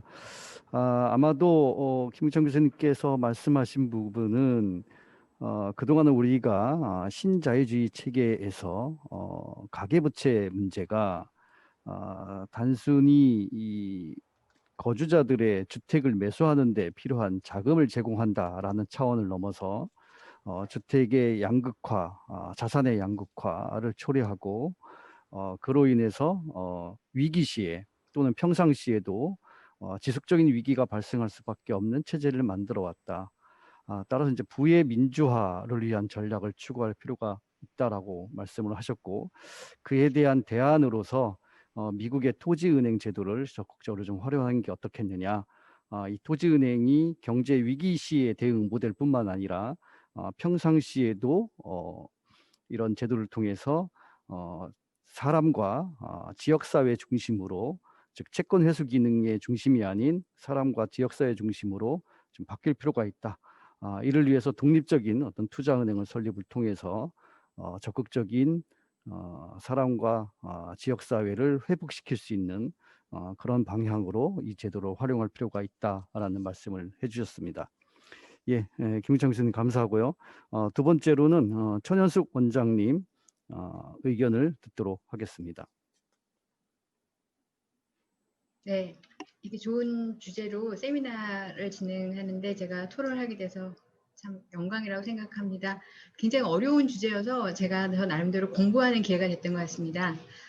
그러면 제 의견을 좀 말씀드려보도록 하겠습니다. 현재 아직까지는 부동산 가격이 상승 국면에 있고 우리나라는 LTV를 굉장히 강력하게 규제하고 있고 또 아직까지는 저금리가 유지되고 있기 때문에 제 생각에는 현재 시점에서 이 가계부채 문제가 급격하게 불량화될 가능성은 아직은 없다고 생각을 합니다. 그렇지만 그 소득이 정체되는 데 비해서 가계부채 증가 속도가 굉장히 빨라서 금리 인상 등의 외부 충격이 가해지게 되면 가계 부실 문제가 급격히 초래할 가능성이 늘. 천연수 원장님. 네. 예, 토론 중에 죄송한데요. 화면 너무 끝에 있어서. 네. 화면 가운데로 조금. 어떻게 하면. 예, 오른쪽으로 움직이시면 되는데 아니면 컴퓨터를 약간 좀 돌리셔도. 좀 나아졌나요? 별로 차이가 없습니다. 화면 가운데로 좀 오셨으면 좋겠는데. 아니, 예, 그 정도면 괜찮습니다. 네. 예. 네. 지금 그 젊은 층을 중심으로 굉장히 공격적인 자산 투자를 하고 있지 않습니까? 이걸 우리가 이제 흔히 언론에서 많이 영끌이라는 단어를 얘기를 하는데 제가 영끌이라는 게 언제부터 나오고 있나를 찾아봤어요. 그랬더니 최초의 영끌이라는 단어가 등장한 건 2017년 정도인데 처음에 영끌은 대출에서의 영끌이 아니라 너의 소득을 이거저거 다 끌어모으면 얼마냐, 연봉 다 합치면 얼마냐, 그래서 영끌 연봉이라는 단어가 먼저 사용이 됐더라고요. 이거를 이제 대출에다가 이거를 해갖고 집을 사는 개념이 등장한 거는 2018년 하반기 정도부터 영끌 대출이라는 단어가 나타나고 있더라고요. 그래서 이제 자산 격차가 점점 심해지기 때문에 젊은 층이 좀 이제 무리를 해서 자산 구입을 하게 되는데 우리가 지금 이 부동산 상승 국면이 2014년 정도부터가 상승 국면이라고 볼 수 있지 않습니까? 그러니까 2018년, 19년에만 해도 집을 샀으면은 그렇게 무리한 이제 않을 수 있는데 최근에 늦게 이제 이 주택 구입에 동참하는 사람들 중에 이렇게 무리하게 주택을 구입하게 되는 경우가 더 많아지게 되는 것 같습니다. 왜 이렇게 무리하게 주택을 구입하냐라는 데 있어서 저는 그 원인이 주택이 자산의 격차를 초래하는 데 굉장히 중요한 요인이기 때문이라고 생각을 합니다. 이제 몇 년 전에 피케티가 불평등이 자본과 노동의 분배율의 차이를 지적해서 굉장히 큰 관심을 받은 적이 있었는데 여기서 우리가 자본이라는 것의 형태를 좀 생각해 볼 필요가 있을 것 같아요. 자본이라는 거는 부동산일 수도 있고 주식일 수도 있고 금융자산일 수도 있고 주택일 수도 있고 굉장히 다양한 형태를 취하는데 이걸 다 뭉뚱그려서 하나로 자본이다라고 말하기보다는 오히려 잘라서 봤을 때 주택을 소유한 사람과 주택을 소유하지 못한 사람 간의 이 자산의 격차가 점점 더 벌어지고 있기 때문에 저는 양극화의 주범이 자본과 노동의 논리라기보다는 주택이 있느냐 없느냐 이 문제가 굉장히 중요한 요인이 되고 있다고 생각을 합니다. 그래서 이제 특히 젊은 사람들이 부모 세대들은 베이비 부모 세대들은 굉장히 우리가 경제 성장기를 살면서 자산을 축적할 기회가 되게 많았는데 상대적으로 근데 자기들은 이제 그런 기회가 없다라는 거죠. 그래서 이제 늦게라도 이 주택을 빨리 사야지 되겠다라는 불안감에 이렇게 무리한 주택 구입을 하고 있다고 생각이 들고요. 한국은행이 발표하는 주택시장 소비 심리 지수를 보면 연령대별로 봤을 때 40세 미만, 30대가 소비 심리 지수가 모든 연령보다 가장 높게 나와요. 이런 추세가 지금 아직도 계속되고 있고요. 그래서 이 지금 젊은 층의 영끌한 주택 구입이 지금 문제가 된다고 생각이 들고, 이 30대에서 주택 매입이 증가하는 거하고 30, 40대의 가계부채 증가 속도가 높은 것은 상관이 굉장히 높다고 생각을 합니다. 무리하게 집을 구입했다가 가격이 떨어지거나 금리가 인상해서 대출 상환의 부담이 커지게 되면은 이제 그게 곧 우리가 몇 년 전에 말했던 하우스푸어가 되는 거죠. 하우스푸어 문제가 2010년대 초반에 한국 경제에 굉장히 큰 문제였지 않습니까? 그래서 제 기억에 박근혜 대통령 시기에 취임 초기에 이 하우스푸어 대책이 부동산 정책의 가장 중요한 거로 자리매김을 할 정도로 중요했었는데 지금도 무리하게 주택을 구입하는 30대들이 좀 걱정이 되고 이 사람들이 이제 향후에 경제가 불안정해지거나 금리가 인상되거나 했을 경우에 가계부채가 부실화될 가능성은 굉장히 크기 때문에 지금 산재적으로 이런 것에 대한 안전장치를 미리 마련해 두는 것은 굉장히 중요하다고 생각을 합니다. 그래서 이 지금 오늘 발표의 주제가 금융 시스템의 안정에다가 주거 안정을 고려해서 채무조정 수단을 만들자라는 것이 이 연구의 이 오늘 발표의 핵심인 것 같고 이 필요성에 대해서 저도 아주 전폭적으로 동의를 합니다. 그다음에 이제 우리가 조금 있으면 뭐 원리금 상환 유예 조치 같은 게 종료될 수가 있고 또 미국이 금리 인상을 하게 되면은 우리도 영향을 안 받을 수 없기 때문에 이런 것들이 향후에 중요한 계기가 될 수 있을 것 같다고 생각이 들고요. ABS하고 리츠를 활용한 SLB 구조에 대해서 굉장히 중요한 방안이 될 수 있다고 생각하는 데 동의하는데 발제자도 마지막 부분에 대해서 고려해야 할 여러 가지 요소들을 제안을 해 놓으셨는데 검토할 내용들은 세부적으로 검토할 내용들이 좀 있다고 생각이 됩니다. 가계부채 부실의 위기 상황은 기본적으로는 채무자 연체에 의해서 발생하는데 주택담보대출의 부실화는 주택의 소유주에 의해서 발생하지만 부실화가 발생한 주택에 반드시 그 소유자가 사는 게 아니라 세입자가 사는 경우도 상당수 있을 수 있는 거죠. 그다음에 이 채무자가 1주택자가 아니라 다주택자일 가능성도 있는 거고요.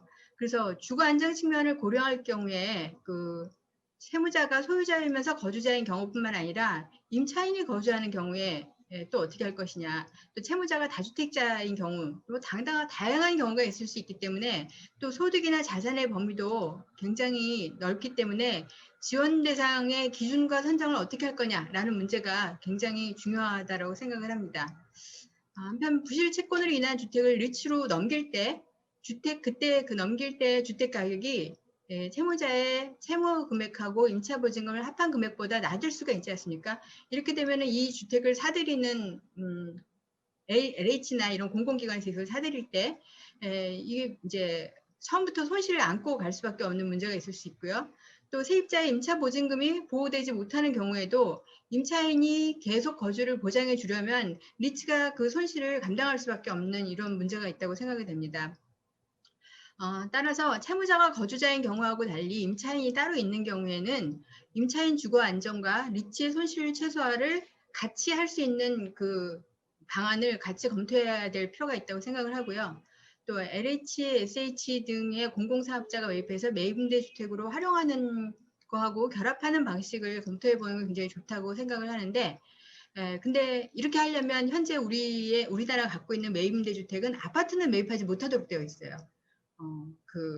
심지어 도시형 생활주택도 건축법상 아파트로 구분이 되어 있기 때문에 그런 것들도 매입임대주택으로 못하게 되어 있기 때문에 근데 이 채무가 부실해지는 것이 주택 유형에 상관없이 발생할 수 있는 문제거든요. 그래서 매입임대 아파트 주택의 유형에 상관없이 다 이게 이런 경우에는 매입임대주택으로 할 수 있도록 좀 제도 개선이 같이 되어야 된다고 생각을 하고요. 또 어차피 이게 공공재원이 투입되는 거기 때문에 채무자의 도덕적 해이를 방지할 수 있는 방안도 필요하다고 생각을 합니다.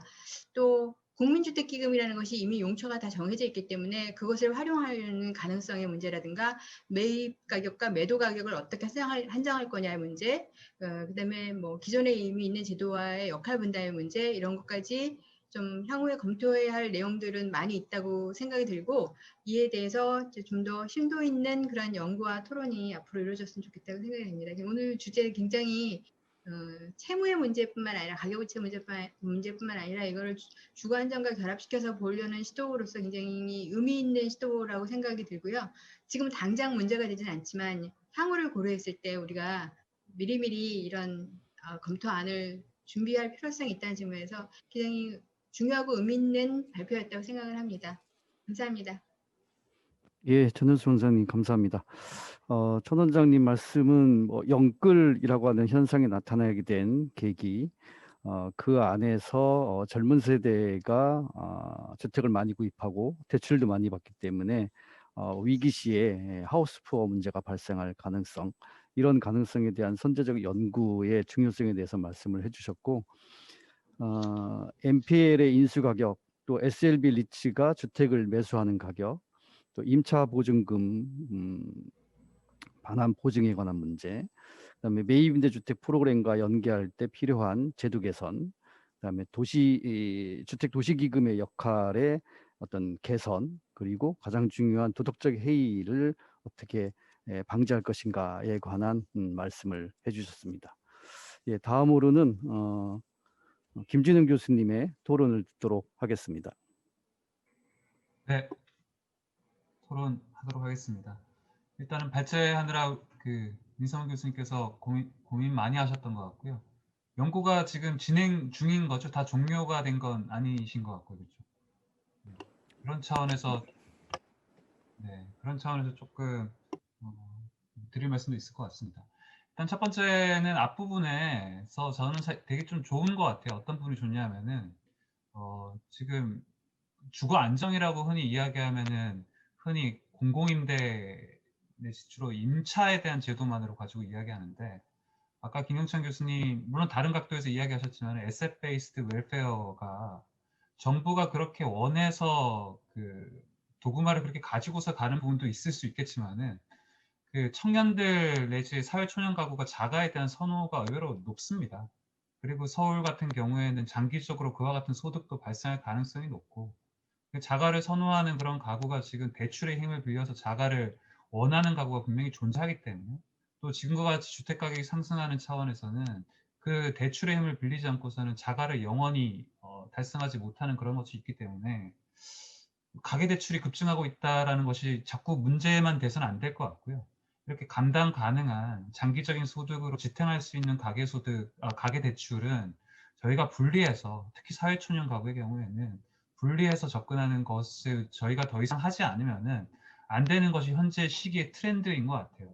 그래서 그런 부분에서는 조금 의원님께서도 지금 계속 자리해 주고 계시지만은 조금 전향적으로 좀 사회초년 가구 LTV에 대해서는 좀 생각을 하셔야 에셋 베이스드 웰페어 차원이 아니더라도 실제 그들의 선호 차원에서도 되게 중요한 부분일 수 있다는 점을 먼저 말씀을 드리고 싶고요. 본격적으로 이 논의에 들어가기 앞서서 사실은 민성훈 교수님 발표 중에서 되게 좀 마지막으로 갈수록 되게 기대가 좀 컸었는데 너무 빠르게 요약을 해주셔가지고 되게 많이 궁금하거든요. 그 부분이 어떻게 좀 작동을 할까. 근데 그 부분에 대해서는 김용찬 교수님 발표 내지 토론에서, 발표이실지 토론이실지 그 부분에서 사실은 답을 많이 가지고 계시더라고요. 그래서 토지은행으로 좀 많은 부분 해결을 할 수 있을 것 같다라는 그런 제안에는 뭐 충분히 가능하다고 느껴지고요. 근데 토지은행으로 가기 전에, 이게 LH의 업무가 되기 전에 사실은 여러 가지 해야 될, 점검해야 될 일이 많다라고 생각이 됩니다. 제가 토지은행에 대한 악감정을 가지고 있어서가 아니라, LH가 이 일을 맡는 것에 있어서 반감을 가지고 있어서가 아니라, LH 주체 행사에서 이런 말씀을 드리는 것이 좀 그렇지만은, 그 전에 좀 더 저희가 좀 합리적으로 좀 챙겨야 될 부분들이 좀 있지 않나 생각이 되고요. 그 지점들을 좀 말씀을 드리면은, 현재 허그나 HF 내지 그 캠코의 좀 채권 추심의 과정을 조금 매뉴얼 단계에서부터 조금 차근차근히 좀 봐야 되지 않을까 싶습니다. 그러니까 1가구 1주택자라든가 취약계층에 해당되는 세입자가 거주하고 있는 그런 가구가 있을 때 채권 추심을 진행하는 과정에서 그런 NPL로 넘기는 등의 과정에 있어서 현재 어떠한 매뉴얼을 밟고 있는지에 대해서 그러니까 좀 규제가 아닌 그런 업무 매뉴얼 차원에서 어떻게 진행이 되고 있는지를 조금 들여다봄으로써 실제 뭐 NPL 업체가 그렇게 하지 않고 공기업이 함에 있어서도 이와 같은 매뉴얼로 진행이 되고 있고 이것이 가지고 있는 문제가 존재한다라는 것이 먼저 좀 이야기가 돼야 뭐 LH가 되든 어디가 되든 이 부분에서 개선 사항이 있을 수가 있는데 약간 그 부분에서는 연구가 좀 더 돼야 되는 부분이 아닐까 생각이 되고요. 조금 더 실무 내지 현장에 대한 어떤 상황들을 조금 더 연구에 담아야 되는 부분도 있을 것 같습니다. 그리고 두 번째 조금 더 연구해서 더 봐야 되는 이슈는 그래서 뭐 예를 들어서 그런 거죠. 전체 사실은 주거 안정을 달성해야 되고 그와 같은 서비스를 연결해 줘야 되는 그러한 좀 전체 물량이 한 어느 정도인데 그 중에서 현재 아까 캔코에 뭐 10여 건을 말씀을 하셨고 그 채무 조정에 대해서 가까이 건수를 말씀을 하셨는데 그 중에서 이것이 차지하는 비중이 이 정도다라는 그 비율을 좀 이야기해야 과연 현재 우리가 지금 적절히 대응하고 있는지 적절히 대응하지 않고 있는지가 조금 나오는데 그 발제하시는 가운데서도 그런 말씀이 나오셨지만은 데이터가 부족해서일지 몰라도 현재 우리가 어느 정도를 못하고 있는지에 대한 지표도 사실은 좀 없거든요. 그런 부분이 존재하지 않는다라는 것은 알겠는데 전체의 필요성에 비해서 어느 정도가 우리가 지금 해야 되는 것인지 한 기관이 감당할 수 있는 것인지 나눠서 감당해야 되는지 그 전체 파이가 좀 잘 안 보인다는 느낌이 조금 있어요. 그래서 좀 그 경매로 혹은 그 연체를 통해서 채무 조정의 대상이 되는 그 물건 중에서 과연 1가구 1주택자가 점유하고 있는 것, 그래서 1가구 1주택자가 이 채무 조정을 하게 되면은 주거 불안으로 처해야 될 것, 혹은 1가구 1주택자가 아니라도 현재 처해 있는 그 세입자가 주거 취약계층에 해당되기 때문에 그냥 일반적인 경매 절차를 거치면 안 되는 것의 비중을 저희가 한번 산정을 해보는 절차가 뭐 누가 맡게 됐든 그 좀 그 일반적인 이런 정책을 설계하는 과정에서는 그 데이터가 좀 나와야 되지 않을까 싶습니다. 정책을 마련하는 과정에서 필요할 뿐만 아니라 이후에 어떤 기관이 맡게 되더라도 그 기관이 해야 될 역할을 어떻게 조정하는지 그걸 설계하는 과정에서도 또 그렇게 맡은 기관이 어떻게 일을 할 때 그 기업의 성과로 인정해 줄 것이다라고 성과 지표를 좀 만들고 그 공기업을 평가하는 과정에서도 활용될 수 있기 때문에 그 부분이 좀 반드시 필요할 것이라고 좀 생각이 들고요. 그래서 그 부분에서는 그 조금 뭐라 그럴까 분명 원칙은 분명히 있어야 될 것 같습니다. 그래서 거기서 분명한 원칙은 그래서 제가 볼 때는 일종의 규제가 필요할 수 있고요. 그 HF나 뭐 허그나 캔코 등의 매뉴얼을 보다 구체적으로 국토부 업무 처리 지침이나 뭐 기재부 내지 금감원 업무 처리 지침으로 두는 방안도 저는 충분히 가능하다고 생각을 합니다. 1가구 1주택자 중에서 이와 같은 가구에 대해서는 어떤 프로세스를 따르라 라고 하는 것이 토지은행을 만드는 것보다 훨씬 더 직접적으로 현재의 연구 내지 이슈하고 더 답이 되는 분야인 것 같아요. 토지은행은 제가 볼 때 너무 큰 이야기인 것 같습니다. 이 문제에 대응해서는. 토지은행이 갖고 있는 역할은 훨씬 더 큰 것 같고요. 이 문제에 대응하는 것은 그 중에 하나인 것 같아요. 그래서 그 문제의 어떤 수단과 문제 상황과 문제의 수단을 좀 매칭시키는 그 작업을 하기 위한 연구가 조금 더 돼야 되지 않나 생각을 하고 이제 다음으로 마지막으로 말씀드리고 싶은 것은 과연 그렇게 해서 해야 되는 업무가 공기업이 할 수 있는 업무인가라는 성격이 좀 든다라는 거예요. 아까 전에 그 민 교수님 보여주셨던 자료에서 비영리 단체라는 게 나왔는데 저는 그게 되게 의미가 크다라고 생각이 들거든요. 해당되는 가구를 봐야 되고요. 1가구 1주택자이든 세입자이든 그 가구를 봐야 되고 그 가구에게 있어서 실제 상황이 어떠한지를 좀 봐야 되고 상황이 어떠한지를 보고서 실제 연결할 수 있는 자원을 결합해 줘야 되고 이건 일반적인 매뉴얼의 업무 범위로 다루기가 되게 어렵습니다. 그렇기 때문에 비영리 단체가 필요한 거고 주거 복지와 관련된 업무에 있어서 수많은 어떤 민간 위탁들을 우리가 주거복지센터에서 민간 위탁이 효율적이지는 않지만 그래도 성과를 높이 평가하는 이유가 그와 같은 기능을 하기 때문인 거죠. 지금 현재 그와 같은 복지에 대한 업무가 지금 이쪽으로 옮아올 수 있기 때문에 그 점에 있어서는 과연 이 부분이 공기업이 할 수 있는 그 역량인가 내지 업무인가에 대한 근본적인 퀘스천이 좀 필요해 보여요. 그래서 무리하게 확장 내지 이게 LH 업무다, 뭐 혹은 캔코가 해야 될 업무다 확장을 하기 이전에 이 기능이 어떻게 필요하고 이 역량을 어떻게 시스템화할 것인가에 대한 논의가 먼저 있으면 좋겠고요. 그 다음에 업무를 좀 정했으면 좋겠습니다. 이게 일반적인 예산 집행과는 반대에 놓일 수 있죠. 일반적인 예산 집행 내지 정책은 예산이 먼저 부여가 돼야 다 움직이는 게 일반적인 원리겠지만은, 그래도 지금 어차피 제도 설계 차원에서 이야기를 좀 근본적으로 하자면은 그와 같은 접근이 현 단계에서는 좀 필요하지 않을까. 네, 그 말씀을 조금 드리고 토론을 마무리하도록 하겠습니다. 제가 2분 정도 아낀 것 같습니다. 네, 예, 감사합니다. 김진영 교수님 감사합니다. 시간 아껴주셔서. 김진영 교수님 말씀은 이러한 일의 필요성, 그러니까 채권 추심 과정에서 주거 안정이라고 하는 것을 도모하는 것의 필요성에 대해서는 충분히 공감하지만, 사전적으로 기존의 공기업, 뭐 허그나 HF나 캠코나 이런 데서 하고 있는 이 채권 추진 과정에서 주거 안정을 도모할 수 있는 방안도 있을 수 있지 않겠느냐. 그다음에 이제 문제는 충분히 이해하지만 이 문제에 대한 대응 방안이 과연 적절하냐. 그다음에 이제 비영리 이 단체의 중요성을 말씀하시면서 현재의 공기업이 그런 역할들을 담당하기에 적정하냐. 이런 말씀을 해주셨고요. 예, 마지막으로 오래 기다리셨습니다. 금융연구원의 신용상 위원님 토론 부탁드리겠습니다. 예, 방금 소개받은 한국금융연구원의 신용상입니다. 이번 토론회에 참여하면서 주거 취약층 보호를 위한 그간의 이제 국회와 LH공사, 그다음에 오늘 민상훈 교수님의 고민을 들을 수 있어서 감사했습니다. 이런 고민을 해주시고 계신데 대해 뭐 국민의 한 사람으로 일단 감사를 드리고요. 또 관련 연구자의 한 사람으로서 상당히 이게 안심이 됩니다. 제가 이번 그 발표도 듣고 토론도 들으면서 일단 짚고 넘어가야 될 것은 뭐냐면 이게 뭐 그 취약계층들을 위해서, 주거 취약계층과 한계차주들을 위한 것들을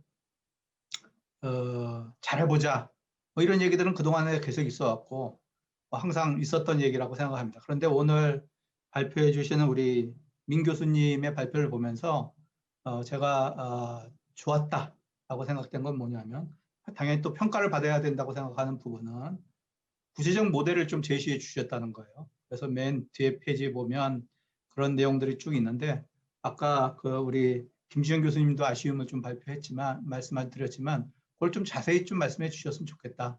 그리고 또 그 부분들이 좀 앞으로 잘 구체화됐으면 좋겠다라는 걸 전제로 해서 오늘 코멘트를 시작하겠습니다. 저는 저희 연구원에서 주로 이제 실물 자산 시장과 부동산 금융 쪽을 들여다보고 있기 때문에 오늘 논평도 주로 이제 주거 취약계층과 한계차주를 위한 현행 채무 조정의 문제점과, 그래서 이 새로운 시스템이 필요하다는 것에 대한 어떤 문제 제기인 거고요. 그리고 또 민상훈 교수님이 발표해 주신 ABS 발행과 리츠를 통해서 주택 관련 부실채권 활용 모델을 실제로 어떻게 작동하게 할 것인가, 그리고 이게 지속 가능한 모델이 될 것인가, 그러기 위해서는 어떤 전제 조건들이 충족이 돼야 될까, 관련된 부분을 이제 금융적 측면을 중심으로 일부 좀 말씀을 드리고자 합니다. 먼저 현행 국내 채무조정 제도의 문제점을 한번 짚어보겠습니다. 뭐 다 아시는 얘기긴 하지만 그래도 먼저 좀 짚어보고, 왜 지금 민 교수님께서 발표해 주신 그런 시스템이 필요한가에 대한 전제 한번 사전적으로 한번 말씀을 드리겠습니다. 현행 국내 요 관련해서는 토론회 자료 51페이지, 50페이지에 좀 요약이 돼 있으니까요. 그거 좀 참고하시면 될 것 같고요. 현행 국내 채무조정 제도는 크게 돈을 빌려던 채권자죠. 채권자인 금융기관과 신복위 중심의 이제 사적 채무조정과 법원 중심의 법정 채무조정으로 이렇게 대별이 됩니다. 대별이 되는데, 일단 여기서 제기하고 싶은 핵심 문제 제기는 사적 채무조정 과정과 관련해서 대출 취급 금융회사의 채무자, 주거 취약자의 신용회복과 주거권에 대해서 현행 채무조정 시스템이 관심이 없다는 거예요. 지금 관심이 없다는 겁니다. 그러니까 새로운 시스템이 필요하다는 거죠. 그래서 국내 현행 사적 채무 조정 과정, 특히 사적 채무 조정 과정이 신보기에 과도하게 집중됨에 따라서 실제 대출을 취급하는 금융회사들은 채무 불이행자의 채무 조정 접근에 대해서 관심이 부족하고요. 실제 수행하는 역할도 거의 없는 상태입니다. 실제로 대출을 실행한 금융기관은 연체 가능성이 있는 차입 고객에게 신보기 프로그램 등에 대한 정보에 대해서 정보를 제공하는 역할을 주로 수행하고요. 실제 연체가 발생하는 경우에도 대출 원리금 확보를 위한 추심이나 채권 매각을 위한 통한 자금 회수에만 관심이 있지, 네? 채무자 관점에서의 채무 조정 역할은 없다고 보시면 됩니다. 없다고 보시면 되고요. 그래서 또 신보기는 어떤 문제가 있냐면 실제 채무 조정을 실행하는 신보기의 수입의 80%가 채권 금융기관의 분담 수수료에 의해서 나옵니다. 그렇기 때문에 신보기의 유인 구조가 채무자보다는 취약계층보다는 채권자인 금융기관 위주로 편향될 가능성들이 굉장히 높은 거죠. 그런 비판들이 있습니다. 그래서 현행 채무조정 프로그램이 채무자의 신용회복 및 주거 안정을 위해서는 그 시스템 자체가 아마 앞으로도 안 바뀔 겁니다. 이 지원 체제가 미흡하기 때문에 새로운 시스템이 필요하다. 이런 측면에서 민 교수님께서 제시해 주신 그 시스템이 선택권을 일단 뭐 그전에도 뭐 다른 시스템들이 또 있긴 하지만 새로운 선택권을 준다는 거, 채무자들한테. 그래서 좀 더 나은 그 주거 환경을 확보해 줄 수 있다는 차원에서 굉장히 의미 있다고 생각하고요. 그러면 법정 채무 조정은 그 역할을 제대로 하고 있느냐? 거기도 관심이 없습니다. 사실은 신용회복이나 거기도 관심이 없고요. 주된 관심이 채무조정 역할에만 이제 집중되어 있기 때문에 유효하게 작동하지 않는 그러니까 신용회복과 주거 안정성을 위해서는 이 채무조정 시스템 현행 시스템으로는 굉장히 미흡하다. 라는 것을 이제 일단 짚어보고 싶고요. 그다음에 민 교수님께서 이미 뒤에 뭐 여러 가지 뭐 사후 과제니 뭐 이런 쪽으로 제시해 주었던 것들 가운데서 제일 중요한 게 뭐냐면 신용 회복 및 주거 안정을 위한 재무 설계를 해준다든지, 그다음에 상담을 해준다든지, 지원이 뭐뭐가 있다라든지, 그다음에 배려 등의 장치가 지금 기존의 시스템은 없기 때문에 이 제도가 필요하다. 그래서 그러면 지금 주택 NPL 채무조정 제도의 개선 방향은 어떤 방향으로 가야 될 것이냐. 일단 민 교수님이 제시해 주신 주택 관련 채무조정 제도가 채무자 신용회복 및 주거안정 확보 방향으로의 관점을 전환한다는 거에 대해서 그 필요성에 대해서는 굉장히 공감합니다. 굉장히 공감하고요. 그런 차원에서 이 NPL 채무조정 시스템이 작동하기 위해서는 어떤 전제 조건들이 충족되어야 되는가에 대해서 좀 말씀을 드리고자 합니다. 일단 먼저 사업 모델 중 SPC가 있어요. SPC를 활용한 ABS 발행하는 거. 그다음에 리츠 운영에 있어서 자산 관리를 위해서는 신뢰성 있는 가장 먼저 하냐면 누가 이 사업을 이끌어갈 것인가가 중요하거든요. 그래서 그거는 공적 뭐 금융기관, 뭐 LH든 뭐 공공기관이든을 도입한다는 얘기인데 이게 보통 이게 시장에서는 주로 얘기하는 게 앵커 투자자라고 보통 얘기합니다. 앵커 투자자가 그러니까 AMC의 역할이죠. 대주주면서 이 사업을 주체적으로 이끌어갈 그리고 그 평판이 있는 이런 이 지속 가능성을 이 사업의 지속 가능성에서 제일 중요한 거라고 생각합니다. 그게 이제 여기서는 제한된 프로그램 구조상에서는 이 앵커 투자자로 주택도시기금을 얘기를 했습니다. 거기다 추가로 민간 투자 자금을 유치하는 형태인데 민 교수님도 이거 좀 이게 민간 투자자가 여기 들어오겠냐라는 말씀을 좀 이렇게 흐리게 표시했다라고 말씀하는데 안 들어오죠. 당연히 안 들어옵니다. 왜냐하면 이게 수익성이 확보되지 않으면, 그다음에 이게 유동화, 황금성이 확보되지 않으면 여기에 돈 투자할 사람은 없습니다. 그래서 일단 제시해 주신 것처럼 뭐 LH니 허그든 뭐 그다음에 주택금융공사 등 비영리 공적기관의 참여가 하나의 그러니까 앵커 투자자로서 하나의 유용한 방식이 될 수 있을 것 같다.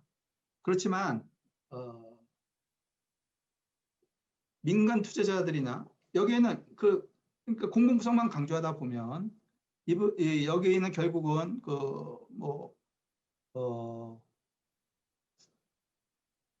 세금이 들어갈 거겠죠. 세금이 들어갈 거고 그다음에 뭐 정부 자금이 들어갈 수밖에 없는 시스템이 될 거니까 여기서 이것이 지속 가능한 유효한 시스템이 되려면 완전히 공적 기능을 담당하는 형태로 하든지 아니면 민간 투자자가 여기 들어오기 위해서는 그 황금성과 그다음에 수익성을 확보해주는 시스템이 이 안에 있어야 된다라는 거고요. 그러기 위해서는 보증기관의 역할도 굉장히 중요하다고 생각합니다. 주로 이제 공적 보증기관으로서 이제 허그가 주로 이 역할들을 감당하는데 ABS 발행도 그냥 되는 게 아니고 보증이 있어야 됩니다. 그리고 뭐 여러 가지 이제 투자들이나 운영을 하는 데서 보증 없이 이 기능이 돌아간다라고 전혀 생각하지 않는다. 그래서 이게 어떤 공적 보증 또는 뭐 사적 보증이도 상관없습니다. 근데 보증 기관의 역할이 굉장히 중요하다라는 걸 말씀드리고 싶고요. 그리고 아까 토론 중에 계속 이 얘기가 좀 나왔습니다. 뭐냐면 토지은행과 관련된 얘기인데요. 이게 SLB 리츠의 작동을 위해서는 상당한 정도의 임대 물량 확보가 굉장히 중요하고요. 그런 측면에서 토지은행 방식의 공공주택 비축 방안을 제시해주고 계신데 뭐 좋다라고 생각합니다. 그렇지만 이 부분에서 그냥 MPL만 그러니까 생각할 게 아니라 또 이걸 좀 다양화하는 방안에서 주택연금의 해지담보주택 같은 것들도 한번 고려해 볼 필요가 있지 않겠나. 근데 이게 기관이 다르면 협의할 사항들이 많고 이해관계가 달라집니다. 이것들은 결국 정부가 나서서 해주는 수밖에 없다는 그런 얘기고요. 그리고 또 그 시스템 안에 좀 제시해 준 게 중에 한 게 뭐냐면 우선 매수권이라는 게 있습니다. 그래서 이건 뭐냐면 부실 자산이 발생하면 그거를 공공기관이 먼저 매수할 수 있는 권리인데 이게 굉장히 강력한 그 권리입니다. 강력한 권리인데 이 시스템이 원활하게 작동하기 위한 담보이기도 하고요. 그런 측면에서 이의 작동을 위해서는 정책적 백업이 반드시 필요하지 않겠나. 이게 우선 매수권이라는 것은 특권을 주는 것들 일종의. 그런 측면에서 이런 시스템 작동을 가능하기 위해서 좀 보증기관, 수익성과 황금성을 확보하는 거, 그다음에 임대의 물량을 다양한 경로를 통해서 확보하는 거, 그다음에 우선 매수권 등의 시스템을 갖는 어떤 정책적 지원 방안 이런 것들에 대해서 어떤 전제 조건들이 충족돼야지 이 시스템이 돌아간다라고 저는 개인적으로 생각합니다. 이상입니다.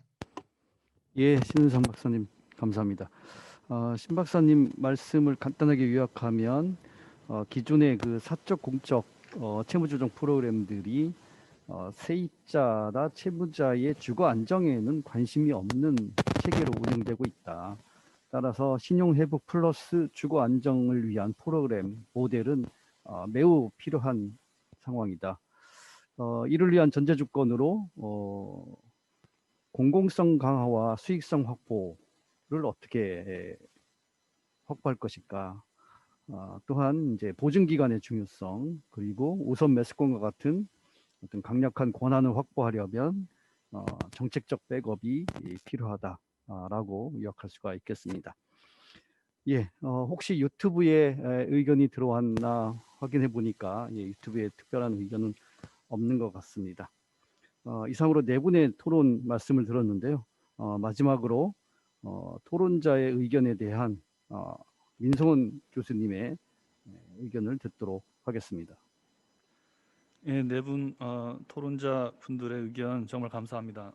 제가 이 마스크를 끼고 말을 빨리 하다 보니까 정신이 막 혼미해지는 가운데 3분 남았다는 메모를 받고 제일 중요한 마지막 2페이지를 제대로 설명을 잘 못했는데요. 뭐 그럼에도 불구하고 제가 충분히 설명드린 것 이상의 이제 코멘트를 다들 해주셔서 많은 참고가 될 것 같습니다. 제가 이 연구를 처음 이제 시작한 게 지난 가을인데요.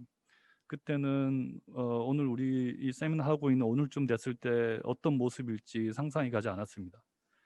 그래서 이 연구의 기본 그 베이스는 그러니까 위기 상황에 대한 대응 모델이거든요. 그러니까 일상적인 상황에서 늘 작동하는 그런 주거 안정이나 주거 복지 제도라기보다는 금융 시스템에 이제 불안이 왔을 때, 사실 그때는 우리 그 90년대 말 외환위기 같은 거 생각해 보면 시스템 안정이 최우선 과제일 수밖에 없고, 그때 부실채권 정리 기금이 운영되고 있고 캠코가 그 역할을 할 때를 생각해 보시면 아마 이제 작년에 제가 생각했던 문제의식을 이제 공감은 하실 수 있을 것 같은데요. 이제 그런 비슷한 상황이 또 왔을 때 금융 시스템을 안정시키고 채무 조정을 하는 것만으로 계속 반복해서 갈 것이냐, 그런 상황에서 좀 다른 주거 안정을 위한 제도가 필요하다 하는 게 기본 베이스였습니다. 그래서 제가 하고 있는 발표한 이 내용이 일상적인 상황에서도 계속 확정적으로 적용될 수 있는 모델이냐, 이제 이렇게 보면 사실 굉장히 많은 한계가 있고 또 다른 방법을 더 찾을 수 있었을 텐데 하는 이제 의견도 있을 거라고 생각을 하는데요. 오늘 주신 말씀 중에서 이제 몇 가지 말씀드리면, 우선은 주택담보대출은 특별하게 좀 취급할 필요가 있다, 위기의 상황에서 하는 게 이제 제 생각이고요. 근데 이것이 일상적인 규제와 같은 방식으로 이제 시장에 적용되는 것은 어쩌면 오히려 위험할 수 있다. 이것이 서민에 대한 주택담보대출 자체를 위축시키는, 그래서 장기적으로 보면은 오히려 주거 안정에 도움이 되지 못하는 상황으로 갈 수도 이제 있는, 이 점을 우리가 균형 있게 함께 고려해야 된다고 생각을 하고요.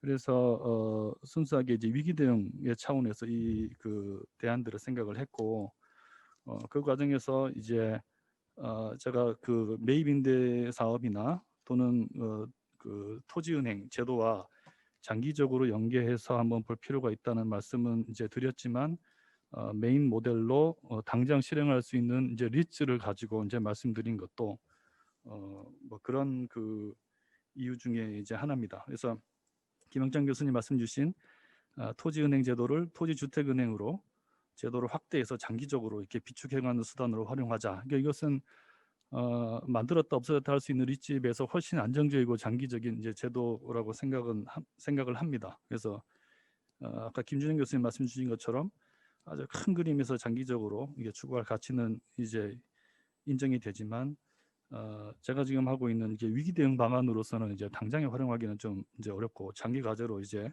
함께 고려할 수 있을 것 같고요.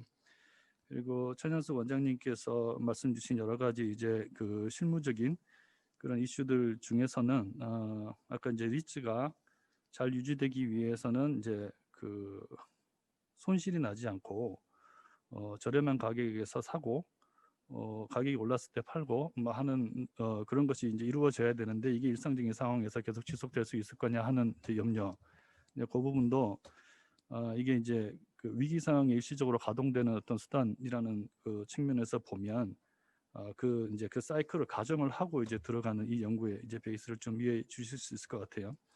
근데 여기서 제가 이제 추가적으로 하고 싶은 얘기는, 저는 어떤 위기 상황에서 주택을 이제 취득을 하게 됐을 때 그 가격이 오르면 금방 팔고 끝내는 이제 그런 제도로 끝나는 것보다는 그렇게 흡수한 주택을 매입임대나 토지은행이나 하고 연계시켜서 공공주택으로 장기적으로 비축하는 것에 대해서는 저는 이제 전적으로 찬성을 하거든요.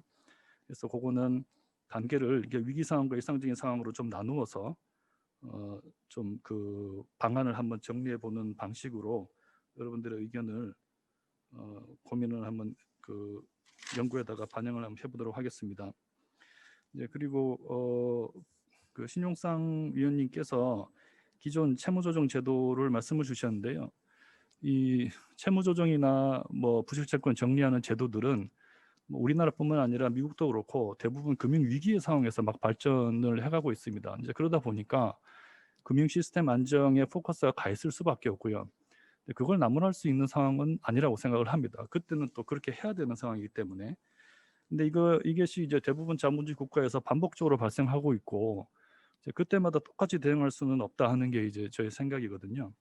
근데 재빨리 채무 조정을 하고 또는 채권 회수를 해서 금융 시스템을 안정시키는 것이 본업인, 그게 주된 임무인 기관에게 주거 안정을 함께 요구하기는 굉장히 힘들다고 생각을 합니다. 네, 그런 면에서 기존의 캠코나 신복이나 이제 이런 시스템보다는 원래 주거 안정을 하고 그것을 위한 그 예산을 쓰고 그것을 위한 기금을 또 운영하고 있고 하는 그런 기관들이 이 일에 좀 적극적으로 참여해야 되는 거 아니냐 하는 차원에서 제가 LH나 기관을 언급하면서 공공기관의 참여를 지금 좀 주장을 하고 있는 것이고요. 그 과정에서 김준영 교수님 말씀 주신 이제 비영리 단체들의 참여를 이제 이끌어내고 활용하고 이제 그들이 주체로 또 참여할 수 있게 하는 것은 장기적으로 굉장히 필요한 숙제라고 생각합니다.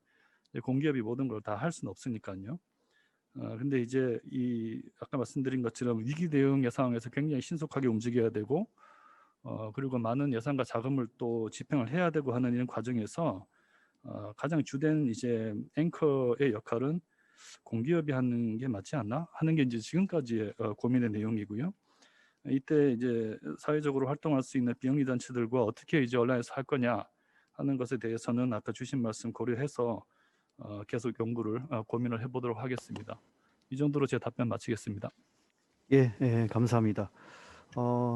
민성 교수님의 발표 그리고 네 분의 토론 그리고 다시 또 민성 교수님의 토론에 대한 의견을 들었습니다. 예, 발제자, 토론자 여러분 모두 감사하다는 말씀을 드리겠습니다. 예, 이상으로 이제 발제와 토론을 마쳤는데요. 먼저 이번 토론회를 주관하신 한국토지주택공사 장충모 부사장님께 토론에 대한 소감을 말씀을 부탁드리겠습니다. 예, 오늘 굉장히 중요한 이슈를 가지고 토론회를 한 것 같습니다. 사실 이런 문제가 지금 뭐 이번에 뿐만 아니라 과거 이제 IMF라든지 국제금융위기라든지 그리고 2008년도 위기 때도 좀 계속해서 이런 문제가 나왔었고 그런 상황에서 LH가 이제 역할을 하기 위해서 여러 번 노력을 했었습니다. 지금 이제 그때하고는 조금 다른 게 지금은 이제 한계 차주하고 세입자에 이제 포커스가 맞춰져서 이렇게 좀 어떻게 할 것인가에 돼 있는데 그 공공이 어떤 그런 위기 때 공공이 해야 된다는 그런 것에 대해서는 전적으로 동의를 하고 있습니다. 다만 좀 저희들이 그 하는 과정에서 조금 주의를 좀 기울였으면 하는 것들을 말씀드리면은 실질적으로 그 금융위기 98년도에 저희들이 그때 외환위기가 일어나면서 그때 기업들이 보유하고 있는 그 부채들이 워낙 많아가지고 그 땅을 매입해서 유동성을 지원해주는 그런 게 있어서 그때 저희들이 한 2조 6천억 정도 해서 이제 저희들이 이제 사줬고요. 그리고 2008년도 금융위기 때도 그때 건설 부문의 유동성 위기가 있어서 기업 보유 토지를 저희들이 약 채권 3조 원을 발행을 해서 그때도 매입을 해줬습니다.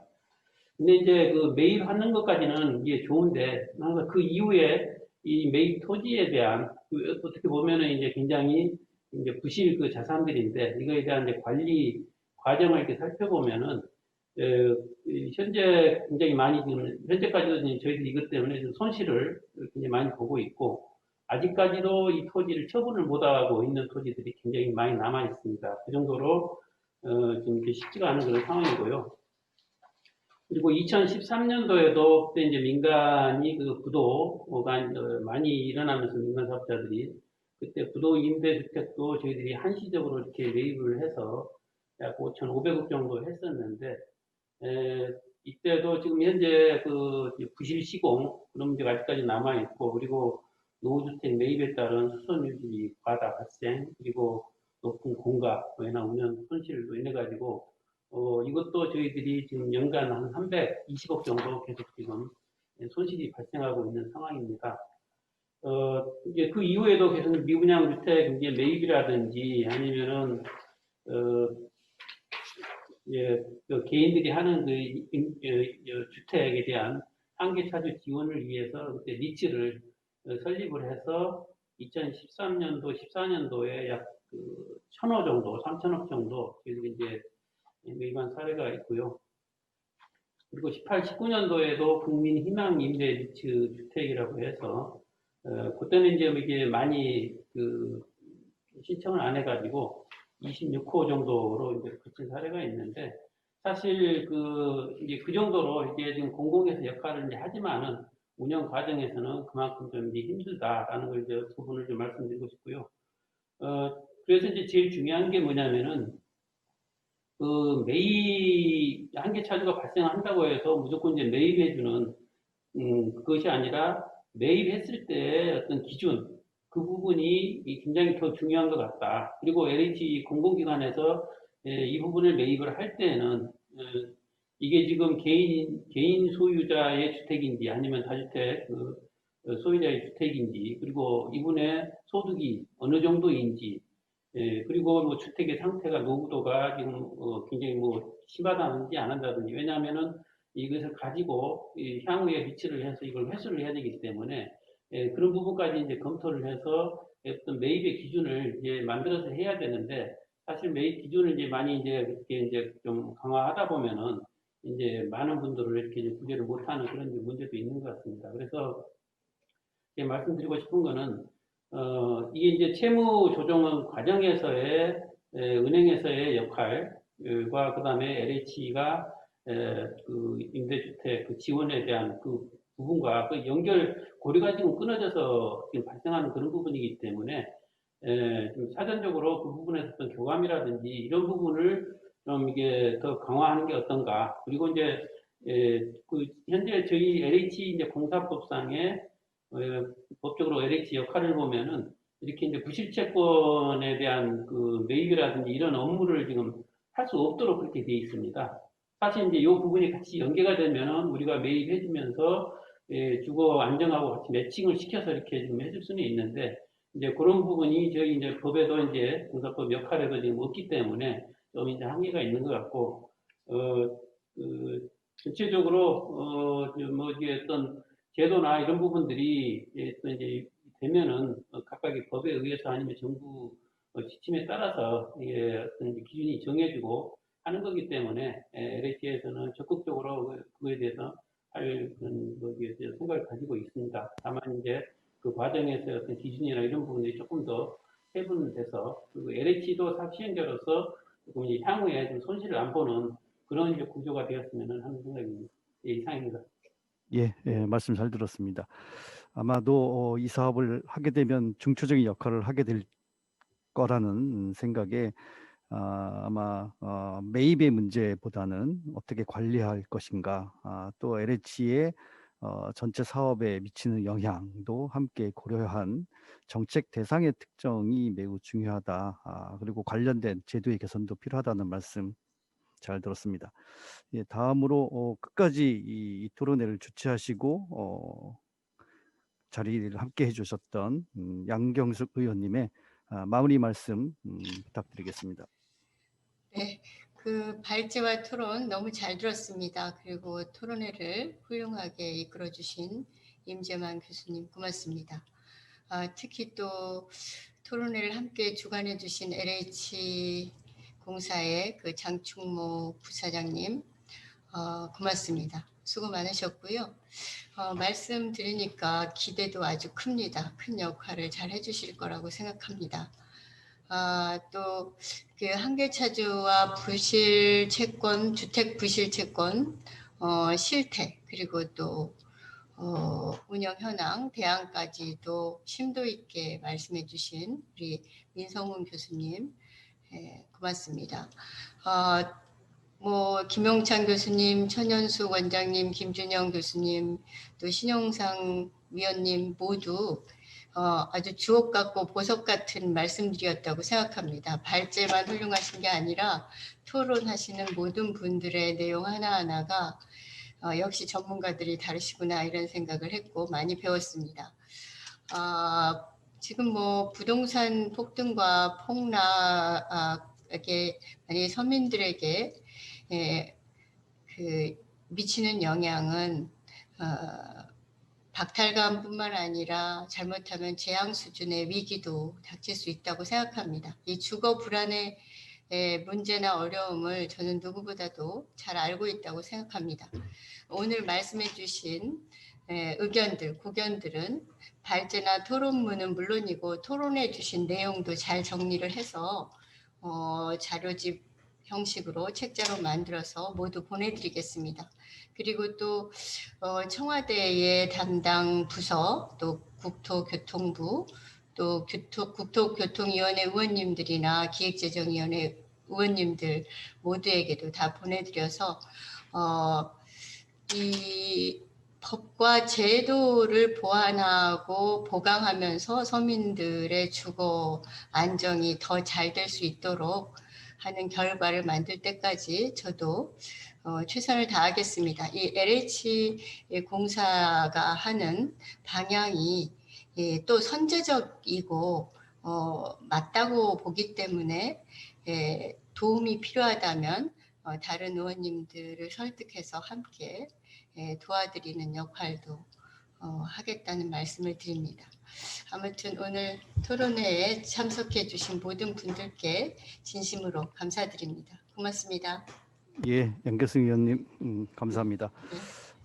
아마도 오늘 토론회에서 나왔던 여러 의견, 그다음에 또 특히 이제 제도 개선과 관련해서 양교승 의원님께서 큰 힘이 되어 주시기 부탁드리겠습니다.